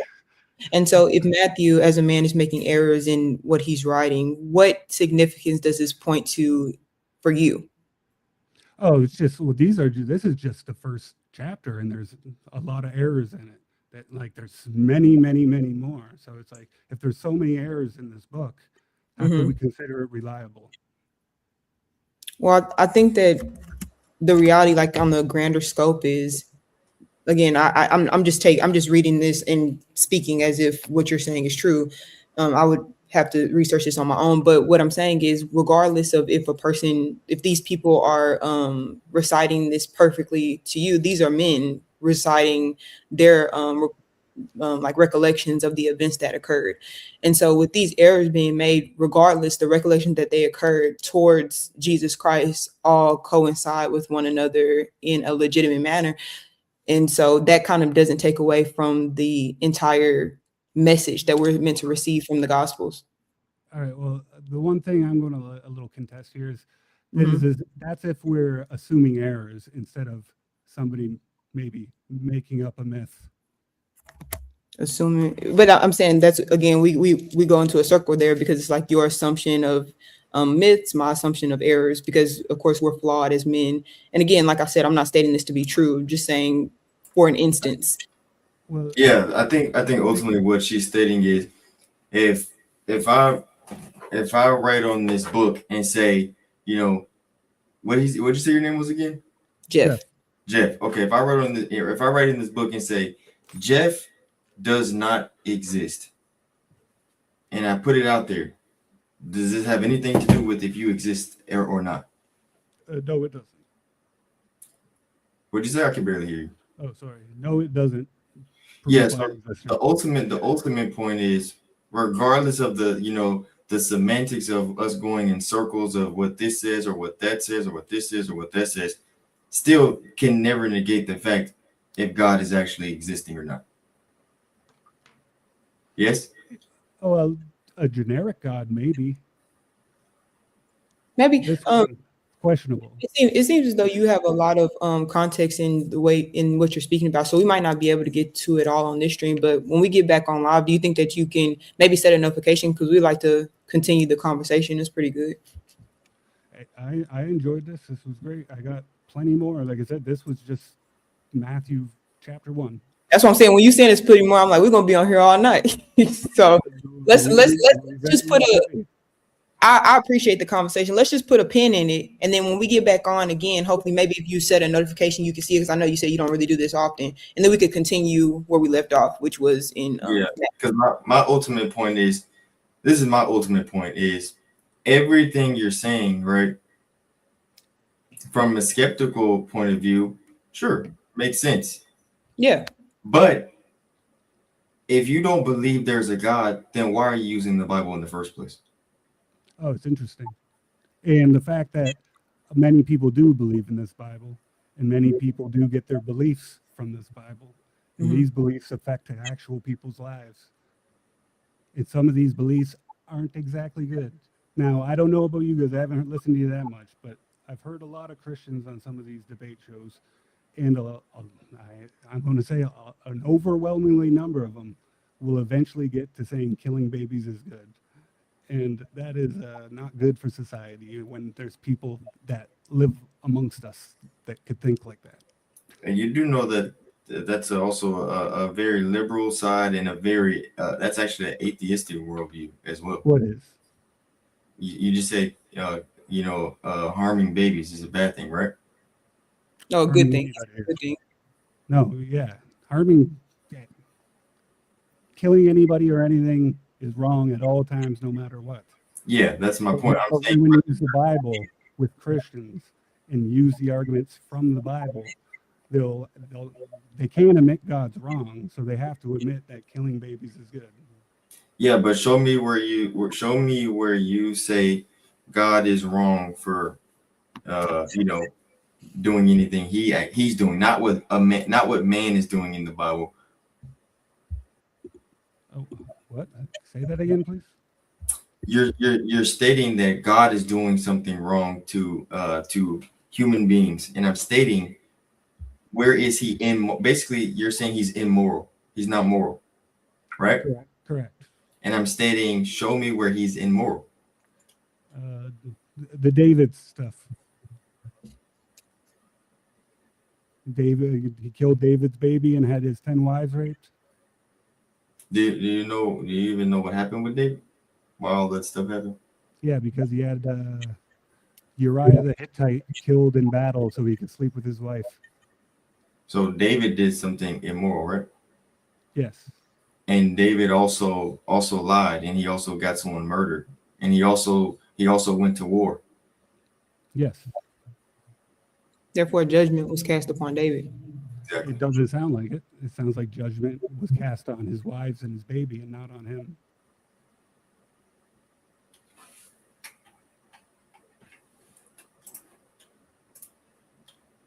Remember, David says, "Why I have sinned. Why are you doing this to them?" Like, oh, sorry, that was the other one where he took God told David to take a census. To take his, yeah. And then David took the census, and then God said, "Why'd you do that? I'm going to kill 70,000 people now." And then David was like, "Why? I sinned. Nobody even knows what he did wrong." Yeah, but if you look throughout the whole Bible, right? Every single person who has, because the Bible tells us everyone, I think this is ultimately where you're getting at, is the morality. But every single human being who's birthed, none of us are good. We think that we're good. We say we want to live good lives, but none of us are actually good. Depends on your definition of good, I guess. What my definition of good is spotless. What's that mean? Meaning you have never lied, you have never stole, you have never killed or murdered or coveted or fornicated. All of the commandments. Yeah. Well, I guess if that's what good is, then I guess that's a definition, but I wouldn't consider that exactly true because I don't think all lies are bad. So I don't think that's just one thing. But even with stealing, if you're starving and need food and somebody steals some food, I don't think it's bad. You believe in there's objective morals, don't you? I do. So then if you believe there's some objective morals, that means there has to be someone that's giving the objective morals. And if you break those objective morals, then you can no longer be good, correct? No. Morals could come from logic. So you're telling me morals, which is actual, has to have a cause and causation. You're telling me logic can create. No, it doesn't need a cause or causation. Yes, if you have logic cannot create. Therefore, it cannot create morals. No, Laws. morals aren't created; they're observed. No, so what you're stating is logic creates morals. We could determine what is right and wrong from logic, which right and wrong is usually. But where did the objective moral come from? It had to be created. No, logic's not created. Where did it come from then? It's a description of reality. How do you know your reality? How do I know my reality? Hmm? Well, once again, I forget the guy's name, Descartes. I think, therefore I am. Basically, I cannot be wrong about existing. Can you prove reality? Nobody could prove it. Exactly. My point is, you're going based off of evidence that you think reality is true. Well, here's the question: can you prove that you're not a brain in a vat? Exactly. That's my point. Well, I don't want to go into solipsism. That's silly. Well, that's what you're saying. You're stating that logic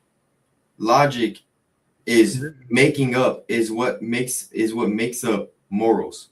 No, logic is a description of reality.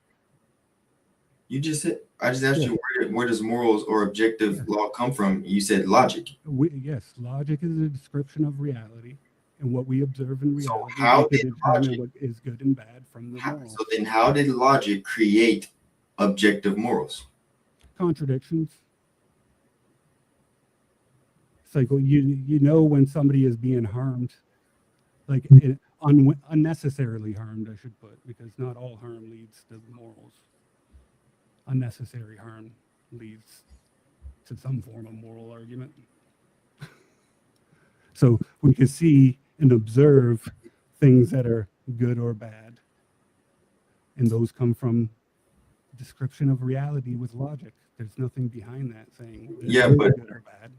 Yeah, but you just said you believe in objective morals, which means it's an absolute. There is no absolutes. You just said.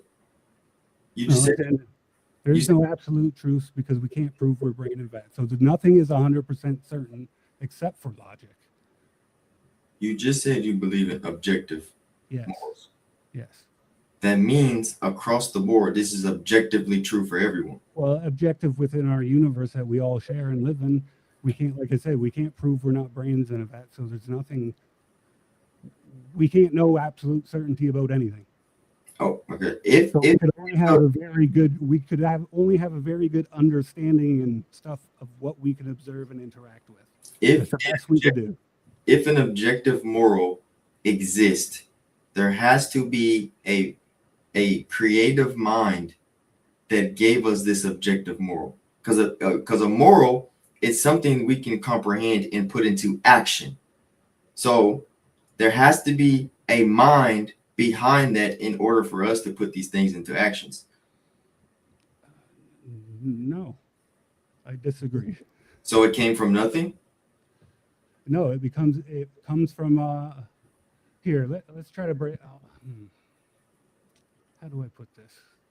Because an objective moral can't come out of thin air. It has to be put by something or someone. See, I'm not really good on this philosophy stuff so much. So it's like I don't know the words to use. We have to determine what morality is and then what is good and bad per se. And those come from logic. You're saying somebody gave us logic, or you're saying somebody gave us morals, but I'm saying we don't need somebody to give us morals. No, I'm saying someone gave us objective morals. Meaning we absolutely know it's wrong for a 50-year-old man to harm a 6-year-old girl. We know this is absolutely wrong across the board. So if you say, no, this is not objective, then that means it's subjective, meaning there is nothing that could be. That means there could be nothing in the world that is an absolute meaning. It's only based off of your opinion that he was wrong. But if he thinks he's right, then you can't lock him up because he thinks he's right. It's his subjective right to think that what he did was right. But we know this is not true. There is some objective morals where it's absolutely wrong. Sure, it is wrong.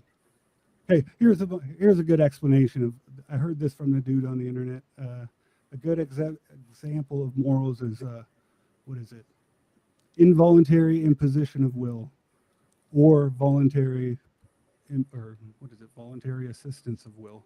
Both those are a good description of morally right and wrong.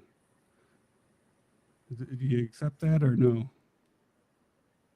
Sorry, say it again. I thought you were going over the whole thing. Say it again. I was like, we have to first agree on morals and what is good and bad, correct? Objectively or subjectively? Well, objectively. Yeah. Objectively would be universal. Well, once again, the universal thing's weird because are you using like I said, I hate to go into the solipsism shit. Like for example, a universal objective moral would be murder. Well, like I said, that can't come from God. He's murdering babies. No, he's not.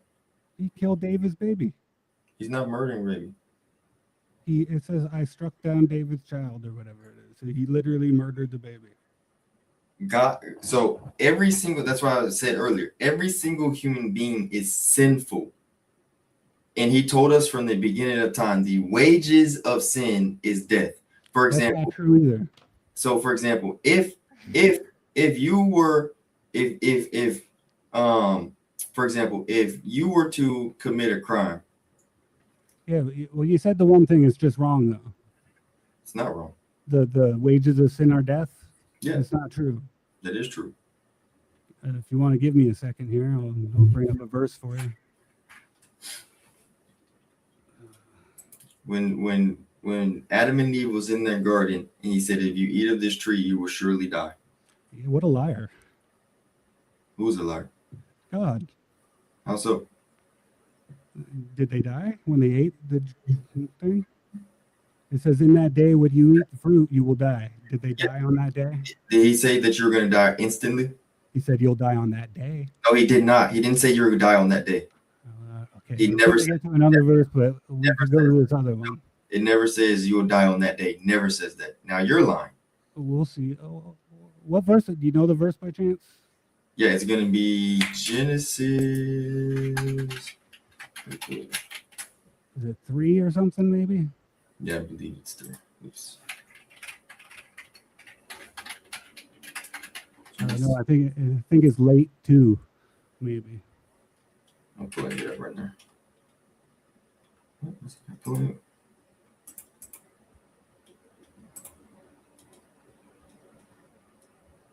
So, but of the tree of knowledge of good and evil you shall not eat, for in the day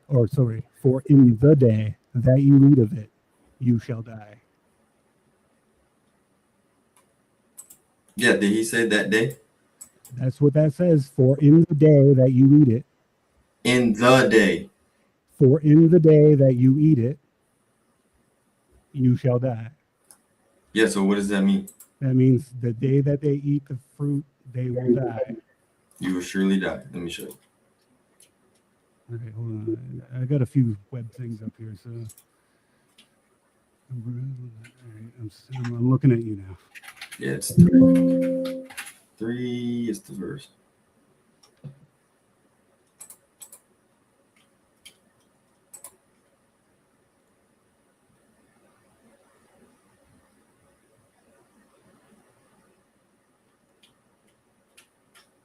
I went to the wrong chapter. Oh man, I lost mine too. Damn it. Yeah, refresh mine.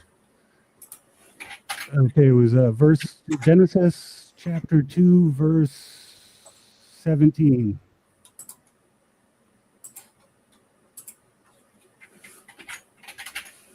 And once again, I'm going to ask, I don't know what you're bringing up, but what translation?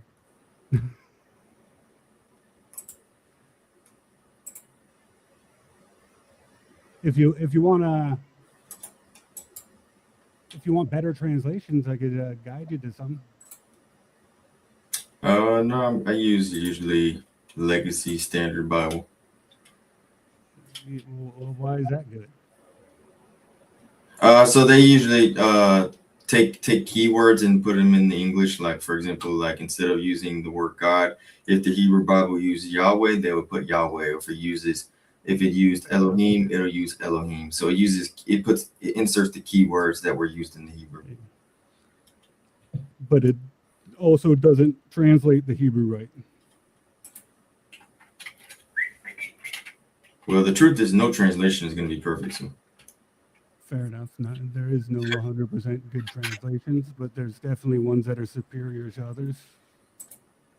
Oh, that was one of the things I was going to bring up from the other day about the Isaiah 7:14. We don't have to get into it about the virgin thing, but if you look in the Dead Sea Scrolls, which is the oldest text of that verse, it says young woman is with her child, like not a virgin will conceive. But that's for another time. So here he says, but from the tree of the knowledge of good and evil, you shall not eat of it. For in that day that you eat from it, you shall surely die. Yeah, so exactly what I said. No. What he's stating here is in the day that you eat of it. He's talking about the day that you decide to take the fruit, not the day that you will die. That's why the that is before the eat, not the that after the die. Huh? Okay. So for example, if I say it says the day of. No, it doesn't say the day of. For in the day. Oh, so hold on one second. My bad. Let's see what mine says. So for example, if I say only the Father, the day that you eat. So if I say only the Father is God, versus if I say God is the Father is the only true God, are those two different sentences? Say that again. Okay, if I say only the Father is God, right? Only the Father is God, versus if I say the Father is the only true God, are those two different sentences? They're different sentences, but they convey the same meaning. No, it doesn't. So if I say only, it doesn't. If I say only the Father is the one true God, I'm placing the only, meaning that the Father can only be the true God, meaning there's no other scenario to that. Versus if I say the Father is the only true God, it doesn't negate that someone else could be the true God also. I don't know if that makes sense. It's meaning where you place it. Like if you were to write it out, that's why I said the where it places in that day, it's talking about the eat part. It's saying for the day that you decide to take and eat will so when they die because they eat it. Yeah, but like 900 years later. Yeah, which means it introduced death into the world.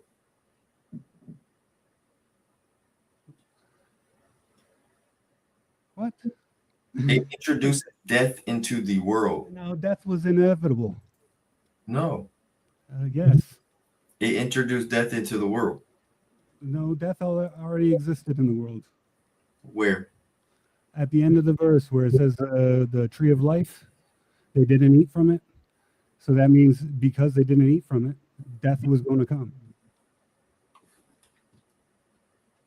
Because they didn't eat from it, death was going to come? Because the tree of life, you know the story, right? At the end, when God kicks them out of the garden, and then he puts the angels to guard the tree of life, because if they eat from the tree of life, then they'll be like us. And do what? Huh? And do what? It says, see, the humans have become like one of us, knowing good and evil, and now they might reach out their hands and take also from the tree of life and live forever. So prior to that, they weren't going to live forever. No, the tree of life was there because of what?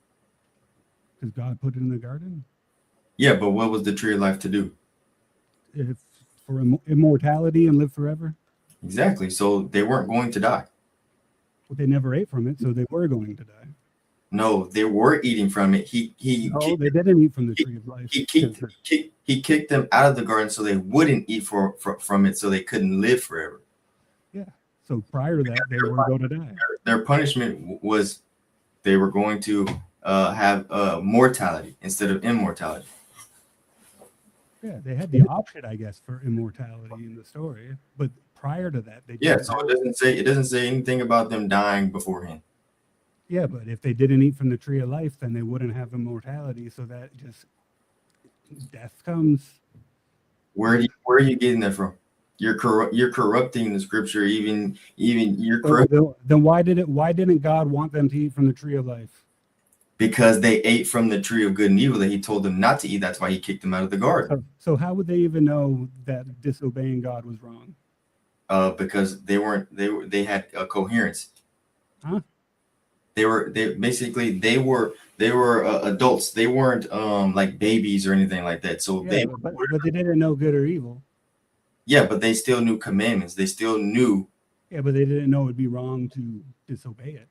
Yeah, they did, because we have what's called conviction. Yeah, Like they didn't have the knowledge. yes, they did. For example, if I take a 6-year-old person, they may not fully comprehend what's going on in the world, but they know if they bite their friend at school, that is wrong. And if the teacher told them not to do it and they did it anyway, they know it's wrong because they were told not to do it. They don't have the knowledge that disobeying is wrong. If I told you not to go to jail because it's a bad place to go to, how would I know disobeying is wrong? Do you have to experience jail to know it's a bad place to go to? No. But know why? But he gave them. I have knowledge of good and evil. He gave them a commandment.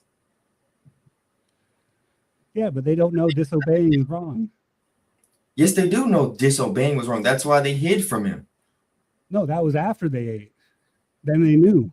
Yeah, but that had nothing to do. Them hiding from him had nothing to do with their being. They felt shame because they had knowledge of good and evil. No, they felt shame because they saw that they were naked. Yeah, and that was apparently evil. No, they were hiding from him because they were afraid of him. But the point that I'm making is do you think that they were like dumb? Pardon?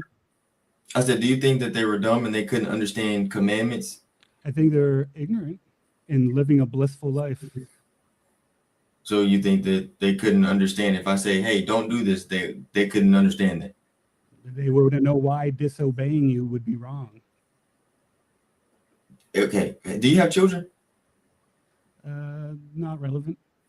Well, the reason I'm asking, because if you were to tell your child something, even though you're the parent and they may not fully grasp the concept of why you're teaching them what you're teaching them, but you tell them not to do it. Yeah, but I know I know what's good and evil, and then I can impart that on them, letting them know why it's wrong and why it's things. So they don't know the whys. So you wouldn't discipline your children no matter if they go against your command or not, huh? It depends.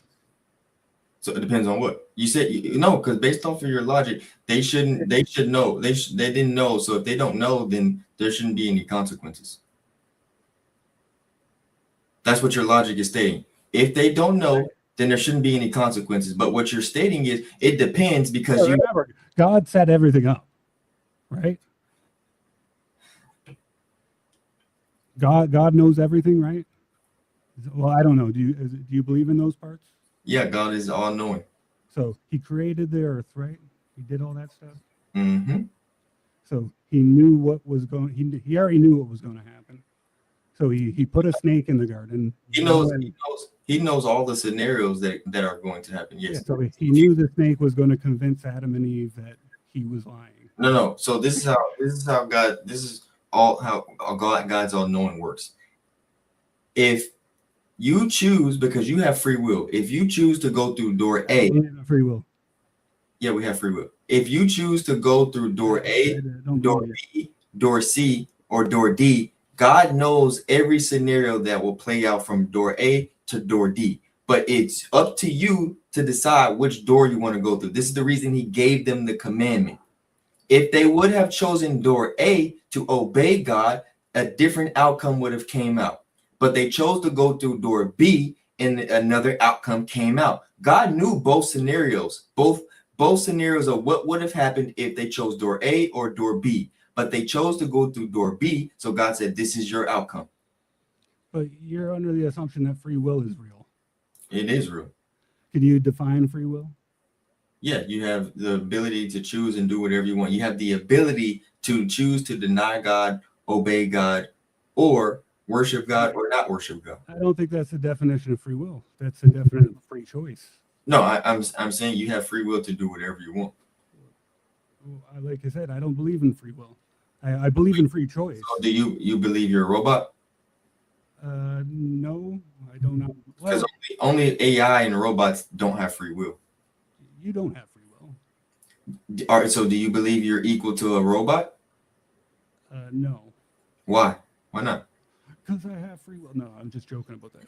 Because I'm not a robot. I'm biology. I'm a biological robot, if you want to call it. You have a sense of freedom that AI does not, right? Yeah, well, Well, once again, your definition of free will was basically free choice, which is not the definition. I'll give you an example. AI is smarter than both of us, correct? Sure, we'll go with that. It knows more than us. That's what I mean. So what I mean, it's more intelligent than both of us, right? Well, I don't know about intelligent. It knows more things, as in it could source more things. You and these definitions, man. Well, I'm just saying. Have a real conversation. Not, are you a scholar? I'm not. I am not a scholar. Yeah, let's just have a normal conversation. We don't have to get into the semantics. You know what I mean? Well, I'm just saying intelligence is different than being a source. You know, if I put a bunch of books or whatever in a thing and I have something cycle through them all and read them, Okay. it's not necessarily smarter. It knows more things, but it never put those things together. If you know more of something, that makes you smarter. If I know more, fair enough. If you want to go with that, I'll go with that. We'll go. Yeah, if I know more about physics than you know, that means I'm smarter than you when it comes to physics, right? Sure. Yeah. So AI knows more things than us. It has more knowledge than us. Therefore, it makes it smarter than us. So what I'm saying is AI is smarter than us. Even though it's smarter than us, it cannot produce its intelligence unless you, Jeff, tell it to. You know why? Because it does not have the freedom to interact or make action on its intelligence without an actual free will mind telling it what to do. Well, here's my definition of free will, which I don't know. I'm pretty sure it's the definition, but free will, from my understanding, is be able to make a choice without any outside influence. Yeah, you could do that. There is nothing in your life that is not influenced. There's nothing you can do or choose to do that is not influenced by something one way or another. Yeah, you can choose. You could choose to do whatever you want, whenever you want. No, choose. You could do anything, but how you determine that choice is always going to be determined by something. There's nothing in your life that you could ever choose that wasn't determined or influenced by something outside of you. I can, I'm not influenced to pick up this cup, but I can pick it up right now because I want to. Well, exactly. That was not exactly the same type of influence. That's more of a necessity, a biological necessity. But no, it's not. I literally just made a choosing of doing something with no influence. I just felt like it. No, the influence was basically trying to prove me wrong. No. That's what the influence was. No. You can. So you're telling me someone has to influence you if you decide? Not someone. It could be anything. Like say you wanted to have like lunch, or you're going to have McDonald's. I don't know if you eat that stuff, but something somewhere along the line influenced you to want McDonald's, whether it be a commercial, the smell of it, you tasted it once when you were a child and you enjoy it. Whatever you choose is usually determined, it's always determined by something previously that influenced you to that choice. You do know, based off of the definition you just gave for free will, I can Well, I can apply the same exact definition off of freedom of choice. If you choose to if you choose to marry a woman, you can say I'm choosing to marry her based off of the influence that I want children and I want a happy house. So yeah, what you're basically what you're trying to do you, is you wanted those things and you made them happen, and you chose that to happen. based off of an influence. Yeah, you were influenced throughout life that you wanted a wife and kid and all that stuff. Yeah, but you're choosing to do these things. No one is forcing you to. Yeah, the choice is fine. You have free choice. I Is believe in free choice. is someone forcing you to do it? No. So then you have the free will to do it because you're not forced. Free will is, Having free will is like what I just said, AI. It has to be forced to make an action. You say, hey, AI, do this for me, but it cannot do it on its own. Therefore, AI doesn't have free will because it cannot do the, ChatGPT cannot make an algorithm for itself. It had to be programmed. It cannot determine what is the summary of this book on its own. Someone has to give it the commandment to do it. Versus you have the free will to give yourself a commandment, to choose to do it or not to do it. So you have the free will because it's not forced and it's not robotic. no, nothing. It's nothing about force or robotic. It's being influenced by another thing. You're saying if I make a command, I'm making that command on some previous influence to even make that command. What does an influence have to do with free will? You're making a free choice. No, see, that's the thing. Free will is basically determining a choice without any outside influence. No. And when someone is in prison, do they have free will? It depends on the sense that you mean, but no. Why? Because they have to. They are being punished for a crime they committed. Mostly, some people are innocent. Their free will is being taken because of why? Because they committed a crime. And so now they're in a scenario where they can only do things by what they're told to do, just like AI, right? The guard comes in and says, hey, you have to get out of your cell. So then they do it. So their free will is gone because they can't make the choice themselves. They don't have free will because they can't make the choice themselves. So free choice and free will go hand in hand. You just said they don't have free will. I'm preferably talking about like non-incarcerated people who don't have their rights taken from them. So. Yeah, but what I'm stating is I'm using the exact same thing with a human. They're getting their free will taken because the free will is taken because they don't have the freedom to choose what goes on in their life. Well, they do have choices still. They're not slaves, per se. They don't have all the choices, but they still get choices as they're humans. Yeah, but they could choose not to follow the guards. Here's the thing. They have will, but it's not free. Fair enough. But that's a different scenario because they're paying for a crime that they committed. We're talking about regular folks on the street. Yeah, you have free will because you can freely choose to do whatever you want. Just that simple. I think you should look up determinism, compatibilism, and free will.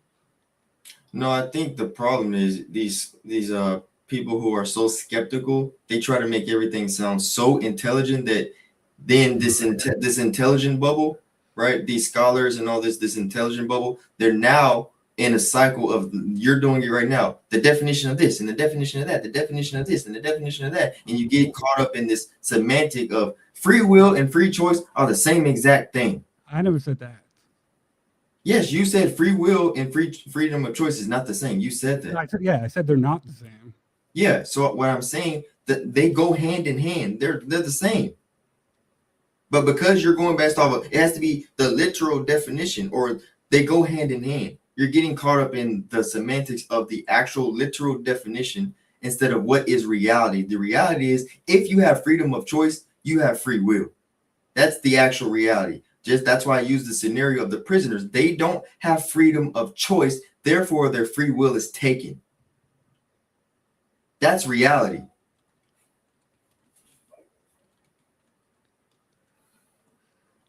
Oh, sorry. Got lost there for a second. But yeah, there's a difference between free will and free choice. But we could not talk Yeah, about this anymore if you want to. But all I'm stating is, man, is truthfully, all I'm stating is trying to go down this intellectual wormhole is the reason why you're so skeptical. You're so skeptical. I start from the bottom and work my way up. You start from the top and work your way back.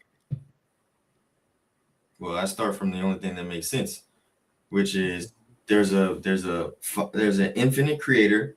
We're finite beings, and because we're finite beings, there has to be someone outside of finite in order to create all of this in the first place. Why? What do you mean? Why?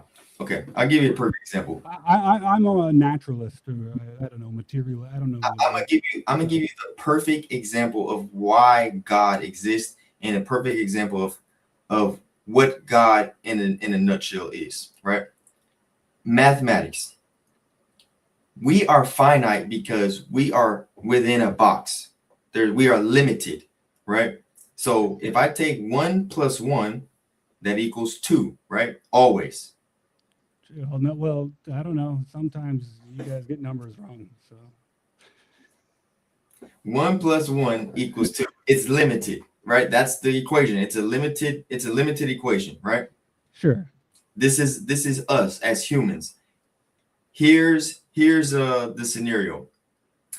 In the numerical system, 1, give me the last number. From 1, what's the very last number of the numerical system? 9. Are you gonna give me a real answer? What do you mean? What do you mean? The actual, like, how many numbers there are? Yeah. Oh, well, that's infinite. Exactly. So it's infinite. This is God. So we can mathematically understand and comprehend that 1 all the way to what? We don't know because it's infinite. This is God. Mathematics is the same thing that God is. He's infinite because he's 1 all the way to never ending. He's eternal. So for mathematics of 1, right, which we equate to time, we have a time period. We are limited by time. He's outside of time and space, just like 1 all the way to who knows what number. Don't you have to demonstrate some of this stuff? No, I just gave you. I just told you. Give me the last number of the numerical system. Well, technically, the last number is 9, but infinite is what you want. But yes. No, you can go. 10 comes after 9, right? Yeah, but that's a 1 and a 0, right? And then you got 11, right? Yeah, but that's a 1 and a 1, right? And then so 9 is technically the highest number. 12, right? Yeah, I get that. I know what you're saying. Infinite's the highest number, but 9 is the highest numerical, as in all those other numbers are, numbers put together. Here you go with these definitions again, man. Well, fair enough. I'm just saying. What I'm stating is, that the point I'm making is it's an infinite amount of numbers. So if it's an infinite amount of numbers, right, that means numbers are eternal. So we have an example right here on Earth that something is eternal. Energy. Where does that come from? The laws of thermodynamics. So we have plenty of examples of things can be eternal, right? Oh, not really, just energy, pretty much. You just gave me another example. You just said numbers. Well, the numbers ain't real though; they're abstracts. Okay, boss. I think this is where we stop here. You and these. Can you show me a number in real life? Yeah, I just told you to give me the last number. Give me the from 1. What's the very last number? 1. Is it 1 billion? Is it 1 trillion? No, it's infinite. There's no end to numbers. Exactly, and there's no end to the eternal God. There's no end to the universe. Yeah, which he created. Well, you got to demonstrate that part, though. I just did. By saying it's infinite, the energy is infinite. No mind involved. Okay, I guess we just wrap this up here. Well, you don't believe the universe is energy, and you don't believe, or you believe energy has a mind? No, I believe the universe is created, therefore it can't be eternal. Well, that's what I mean. Don't you have to demonstrate that part? Yeah, your skeptics already demonstrated that for us. They told us that the earth was created. Huh? They told us that the earth was created. When you put a time limit on how old the Earth is. That means even if they want to say it's 3 billion years old, that means 3 billion years ago the Earth was created. That means it still has to be created. Yeah, that's created by gravity. Therefore, the Earth is not its creation. It's not eternal. Yes, the Earth is not eternal. I agree. Yeah, so someone created it. Gravity. So you're telling me something that cannot think created thinking things? That's a different argument. You're going into other things, but No, that's what you just claimed. You said gravity. gravity created the Earth. We're here on the Earth, right? Yes. And we're thinking, right? Yes. So how did gravity create us? Why isn't gravity thinking? Well, gravity don't think, but how did it create us? How do we think, but gravity doesn't? If gravity created us, Gravity didn't create it that way, as in like, hey, I'm making an Earth. It has to do with like the accretion disk and just. Do you know how gravity works? yeah. So give me an instance where something non-thinking created something thinking. An instance where something non-thinking created something. It's going to have something to do in the evolutionary chain, somewhere from, I don't know, somewhere deep in the evolutionary chain, whenever minds or something evolved. So you believe in evolution that is from 350,000 years ago, but you don't believe in something from 2,000 years ago. That sounds like a miracle to me. Well, we have evidence for the one. Oh, so you have evidence from something from 300,000 years ago, but we don't have evidence from something 2,000 years ago. That sounds very crazy. Fair enough. We have reliable evidence. From something from 350,000 years ago, but we don't have reliable evidence from something from 2,000 years ago. What's 350,000 years ago? That sounds crazy. Do you not see how crazy that sounds? We have reliable evidence from something from 350,000. I already showed you in Mark verse 1 how many errors there were, so it's already unreliable. You are claiming we have reliable evidence from something from 350,000 years ago, but we don't have reliable evidence. What's 350,000 years ago? You're talking about evolution. Yeah, well, it goes back farther than that. That's even worse. Why is that? How long ago do you want to go?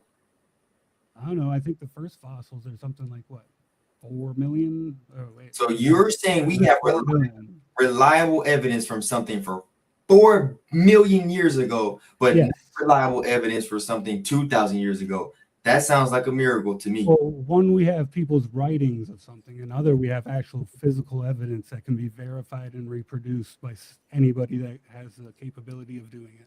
No, all they're doing is just making up theories. It's not a fact. It's a theory. These are theories. These are not facts. All right, I got a little experiment here. Can you steel man? What are we talking about? The creation of the universe or evolution? You're the one who made the claim, not me. All right. Well, we'll start with the creation of the universe, I guess, and Earth. Can you steel man the scholar people's position? Well, the scholars they agree with evolution. The skeptics. Oh, okay. All right. We're going to evolution. The creation of the universe and evolution are two separate things. So we'll stick with evolution then. Yeah, but my point is, even if evolution is 4 million years ago, you're telling me, you who are a skeptic about something from 2,000 years ago that was written by man, in your opinion, believe in something from 4 billion years ago that's also written by man. That sounds crazy. No, see, okay, you got to steel man like some scientific theory or what you think evolution is because I feel like you're severely misinformed on this topic. No, I'm not. What I'm stating is, where did you get your information about evolution from? I have received it, unfortunately, from books. Exactly, just like my Bible, right? So you're trusting the man. Here's the difference, though. Those books are relying facts of actual physical evidence. How did they have a fact from 4 million years ago? With radiometric dating.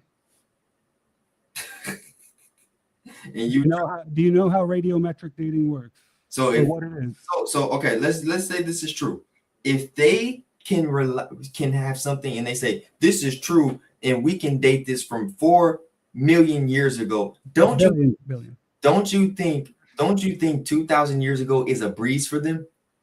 Yeah, they could date all that stuff 2,000 years ago. It's the context that's in the writing is the questionable part. So if they can do all this work, why haven't they disproven Jesus rising from the dead? How do you disprove a negative? Jesus was a real person. Yeah, well, I agree. Okay, Jesus was a real person, and it is a consensus fact that they all agree he died on at the crucifixion by the hands of the Romans. Not necessarily. Yes, they do. Can I show you something? So you disagree? Well, no, I'm just disagreeing. Not everybody agrees with that. Do you disagree that he was crucified?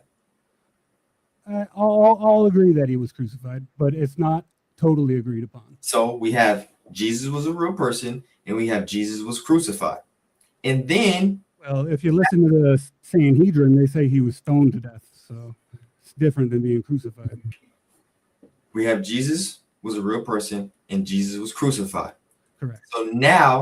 So now we go into, did Jesus actually rise from the dead or not? This is what every single person is arguing. We're not arguing anymore about if he existed, and we're not arguing anymore about if he was crucified. What everyone is arguing about today in 2026 in the 21st century is, did he or did he not rise from the dead? And no one has disproven this. And you're saying, how can you disprove a negative? It's not a negative if we've already established that he really existed and he really died. So now let's get into the facts about his resurrection. And no one can disprove.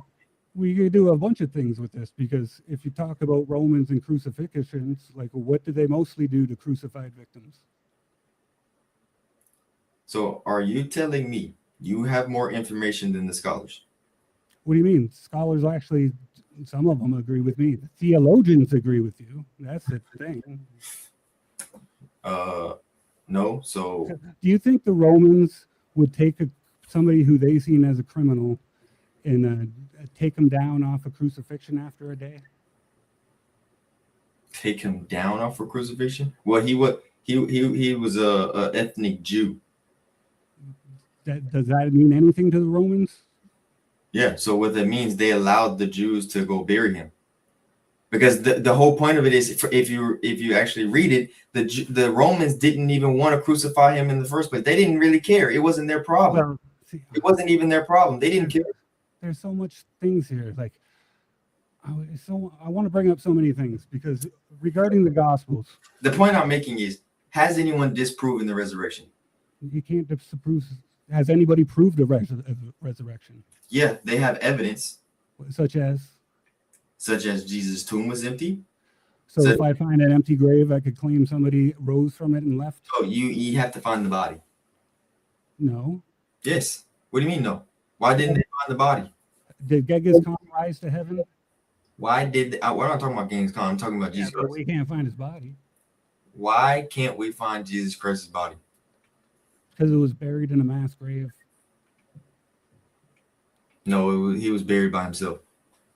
And then there's the other theory, which if you look in some of those old Roman laws, there's edicts about about grave robbers. And people that were like religious and spiritual people were very, their bodies would be robbed because they thought people would get spiritual blessings and stuff from them. So that's a minor. Nobody's really arguing for that one, but that is a theory about where his body went.